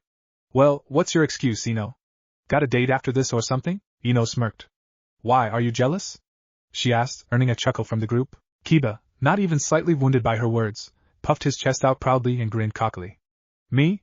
Jealous? Ha, don't be silly, he said, leaning back in his chair and resting his head back on his interlocked hands. What with the Uchiha gone, I'm officially the next in line for best looking of the rookies. The silence that followed his words was palpable. Everyone took turns either looking cautiously at Naruto or glaring at Kiba. The idiot should have known that Sasuke was an off-limits topic for tonight. It wasn't a secret that Naruto felt like a failure for not being able to bring his teammate back, and no one needed to remind him of that. For several tense seconds, everyone waited in fear, expecting the blonde to have an outburst or excuse himself under some lame excuse. By the time Kiba caught on to what he had done wrong, even he was beginning to worry about what was going to happen. Hey, Kiba, Naruto said, immediately getting everyone's attention. His face was blank, unreadable, his eyes seeming to peer into Kiba's very soul. Are you admitting to us that you find Sasuke attractive? Everyone froze. Kiba's face twisted into an expression best described as what happens when disgust meets horror in a dark alleyway behind a brothel. What? No, that's not what I said. Naruto was now trying his best to hold back his laughter, a toothy grin slowly worming its way onto his face. It's okay. We accept you for whoever you are and however you may be. We're your comrades, Kiba. We're here for you. We support your romantic interest in Sasuke, he said, almost real warmth in his words. Truly a performance worthy of praise. I just wish you'd have said something sooner. I could have put in a good word. I know that's not why are you all looking at me like that? That's not what I meant. Kiba spluttered out desperately. Hinata, back me up here. Hinata hummed thoughtfully. Well, why you did spend a lot of tea time glowering at Sasuke in the academy, she said softly, taking a special kind of glee in her teammate's expression only sinking further and further into despair. Payback, she thought, for all the time she was forced to listen to him badmouth Naruto after the Chunin exams. And you really wanted to fight him during the exams. Hinata, not you too. Shikamaru nudged Kiba with his arm. I would stop digging this particular hole if I were you and just admit defeat, he said. To be honest, he expected his advice to fall on deaf ears. Dogs would do as dogs did best, dig. Eventually, Kiba did concede, slumping in his chair and muttering miserably about blondes being too mean for their own good as the night continued on without a hitch. Sadly, much like the day Naruto had with Irika, tonight too had to end before he wanted it to. Slowly, Everyone took turns and bid their farewells, offering Naruto one last goodbye as they all made their way out onto the open street, the gentle cool breeze of the night welcoming them all. Naruto couldn't stop smiling as everyone began slowly departing, everyone except Ino. "You have a good night?" she asked, staring at him hopefully as she awaited his answer. "It was great," Naruto said. "Thanks, Ino. This was amazing." "You're amazing." Ino blushed. "It was nothing, really," she said. "If I had more time, I could have pulled off something really cool." Naruto shook his head. "No. This was perfect. I don't think I would have liked a big send-off or anything," he said, taking a moment to admire the girl standing in front of him. She was one of the smartest, kindest, and prettiest girls he had known, and here she was, throwing a get-together for his sake. How did he deserve someone like her in his life? "Hey Ino, can I walk you home? If that's okay? You saying I can't look after myself?" Ino asked cheekily. "No." "What?" "Of course not. I'm sorry." His words were cut off as Ino quickly stepped up to him and wrapped her arms around his and hugged it close to her. "I think I can allow you the honor this one time," she said softly, giving the poor boy a mischievous smirk. "Don't waste it." As far as Ino was concerned, tonight was her last chance to confess her feelings. There was no telling what could interfere with her intentions once he left the village, so no one would blame her for coming on a little strong. The boy was dense at the best of times, so she was really just helping him. Naruto laughed nervously as the two went to begin their walk back to Ino's house, only to be stopped suddenly by Kiba landing in front of them. An accusing finger pointed at them, and an all-too-confident grin on his face. "Aha! I knew it!" he shouted victoriously. "You two are so duh." The Inuzuka's words died in his throat as he fell face first to the ground, a paralyzed groan being all he could muster. Much to both Ino and Naruto's surprise, standing behind where Kiba had just been, was Hinata. Sweet, quiet, innocent little Hinata, calmly stepping out of her gentle fist stance and bowing apologetically to the two.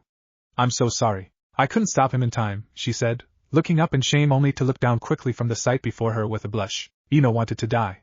She was sure everyone had cleared off before she wrapped herself around Naruto's arms so blatantly. Not that she cared if anyone saw at this point, but Hinata wasn't just anyone. The Hyuga's fondness of Naruto was the worst kept secret in Konoha, right next to Naruto's fondness for ramen. In fact, Ino was pretty sure Naruto was the only person who wasn't aware of the poor girl's crush.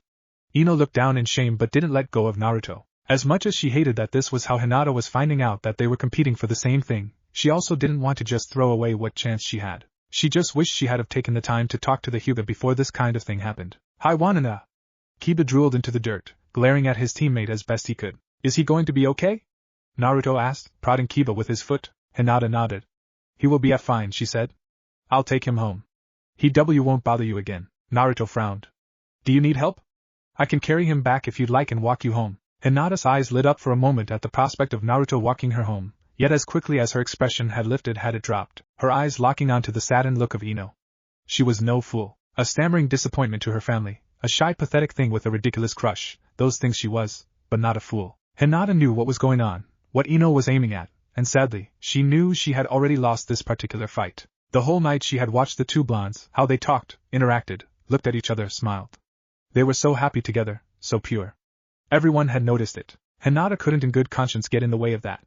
Her crush aside, Naruto was happy, and that was all that truly mattered to her. It would hurt watching someone else give him that happiness, but not nearly as much as it would hurt knowing that she sabotaged said happiness in any way. "I've got him," a new voice said, Shikamaru lazily walking up to the downed boy and making some hand seals. His shadow merged into Kiba's. The boy slowly stood up, wobbly and flailing like a weird human puppet until he took the exact stance of the Nara. "I can walk you home, Hinata." Shikamaru ignored Ino as she gave him a look that said thank you with her eyes. He wasn't doing this for her. He was doing this for him. If the two blondes could just hurry up and admit they liked each other, then they could stop tormenting him for advice and interrupting his cloud watching. Hinata smiled and nodded, turning once more to the blondes. "Thank you for the offer, but I'll be okay," she said, aiming a knowing but kind look at Ino. "You two enjoy the rest of your night." Ino couldn't help but watch on in shock as Hinata trailed off, Shikamaru and a puppeteered Kiba in tow. What did that exchange mean? Obviously Hinata was aware of Ino's intentions, but did this mean she approved, or at the very least, wasn't going to interfere? Ino had no idea, but that was okay. She could sort things out with Hinata later, girl to girl. For now, she finally had Naruto to herself, and there were still a few hours left of the night. "Still hungry?" Ino asked. "I did promise you ramen after dinner." She was a woman of her word. No one could question that. Naruto chuckled. Maybe a little. "But that can wait," he said, gently grabbing her hand and leading her away. "I wanted to show you something." Ino didn't protest, allowing herself to be led along by the boy. It could have been a prank waiting to happen, but she figured it was worth the risk. They walked through the streets of Konoha silently, finding just each other's company to be more than enough for the moment. That, and the two of them were both far too afraid to say something yet as the realization of how they appeared finally set in. Two young blondes, dressed up for a night out, hand in hand as they strolled through the village. Needless to say, they were astutely aware of all the stares they were receiving. Eventually that issue resolved itself as they ventured away from the populated areas and past the Hokage Tower until they arrived at the foot of the Hokage Monument, which, for safety reasons, was locked off to the public during the night. Naruto was quick to assure Ino that they technically didn't count as the public, but that didn't make her feel any better about jumping the fence. Naruto led Ino up the stairs to a point, and then off the designated trail. He did his best to ignore her protests for breaking the rules and disrespecting the Hokage Monument. He figured that if she truly cared about it, she would have backed out by now. Instead, with very little persuasion on his part, she continued with him until they both stood precariously atop the head of the fourth Hokage. The village beneath them was still alive, albeit with a slightly lessened hustle and bustle of street life. The great five shinobi villages never truly slept in this time of peace. Between traders and shopkeepers, shinobi and civilian night lives, there was a never-ending overlap of activity for anyone to enjoy. From up here, above it all, Naruto had found comfort as a child. A way to watch on without fear of scrutiny. A way for him to feel connected with his village without the fear of being rejected. For him, this was what it meant to become Hokage. To watch over everyone, even if they never bothered looking at you until they needed you. To look at Konoha with the same eyes as the great Hokage of the past now did, was something he would never grow tired of. This was the one place in the village he never felt alone, the one place he could truly appreciate his dream, and what it would mean for him. This view, this place, it was everything to him.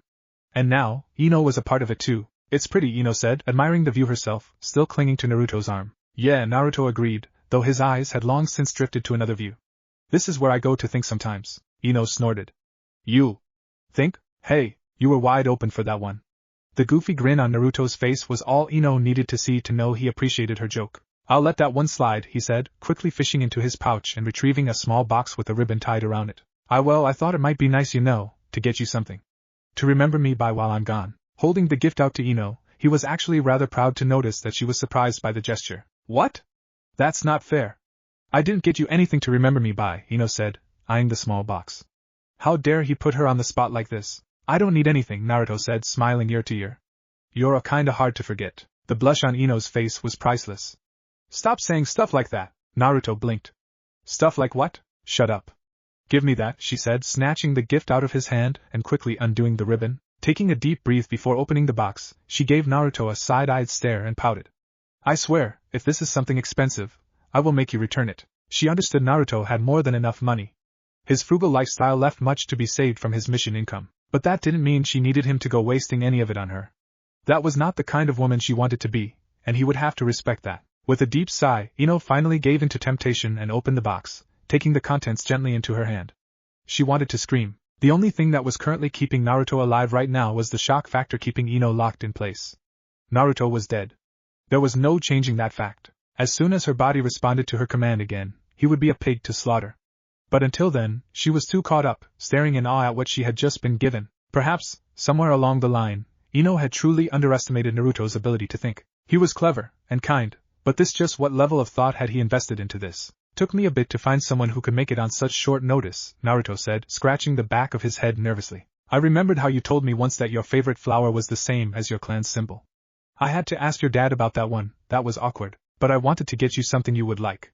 Do you like it? Ino blinked. Like it? What a stupid question. He would have known by now if she didn't. Many boys had tried to give her gifts to try and win her affection. All of them had learnt the hard way that she didn't care about such things. Actions and thoughtfulness were the true key to her attention. Or rather they must have been with how quickly Naruto had wormed his way into her heart. And now the idiot had gone too far. In her hand, Ino held a small delicate pin. A beautiful twisting of thin shimmering steel, adorned with an array of tiny green leaves and bright purple flowers made of glass. The flower of the bush clover. It was perfect. Not too big, not too small. Not made of anything that she knew was absurdly expensive. And it was tailored specifically to her. Naruto, this is beautiful, she said softly. I love it. Naruto let out a breath he didn't realize he was holding. That's a relief, he said. I thought for sure I'd screwed it up somehow. Ino shook her head and quickly pinned the brooch just under her collar. How does it look? She asked. Beautiful, Naruto said with a smile. You aren't even looking at it. I know. He was looking at her. Ino blushed. She knew that comment had to be intentional. As smooth as Naruto accidentally could be, it was obvious he wasn't relying on dumb luck right now. You didn't bring me up here just to give me this, did you? She asked. Her heart was pounding in her chest. Did he like her too? Would he say it first? This was a dream come true, no, Naruto said, looking down nervously. I've been wanting to tell you something for a while. Things just kinda kept happening, and I didn't have time, and I got nervous every time I wanted to say it, and I thought for sure you'd yell at me or something if I told you, and now I'm rambling. And he paused to take a deep breath, too nervous to even notice the smile on Ino's face. I like you, Ino? Really like you. More than a friend, at least I think I do. I don't know. I'm not good at this sort of stuff. But I was thinking that maybe if you'd like we could go on a date when I get back. I mean, Naruto, he laughed awkwardly. It's okay if you don't want to. I'll understand. We can just stay friends. I'd be happy with that, he said quickly. I wanted to be honest with you about everything. You're my most precious person, and his words were silenced by a soft hand clasping over his mouth. Ino smiled. Bringing her other hand up, she cupped Naruto's face, gently stroking the whisker marks on his cheek with her thumb and staring into his deep blue eyes. You're my most precious person too, she said, earning the widest grin she had ever seen. Right now, she was the luckiest girl in the world. Who knew Naruto could be such a romantic? Not that she was complaining. You promise then, to take me on a proper date when you get back? Naruto nodded enthusiastically. I promise. Good. Then you don't have a choice but to come back to me safe and sound. Because Naruto Uzumaki doesn't break his promises, right? Believe it. Now shut up and hold me. Yes, ma'am. What if Naruto has a secret child? And thanks for watching my video till the end. If you enjoy this content, then do consider subscribing to my channel. And leave a like if you guys need the next part. Comment down, and thanks for watching the video, and see you guys in the next video.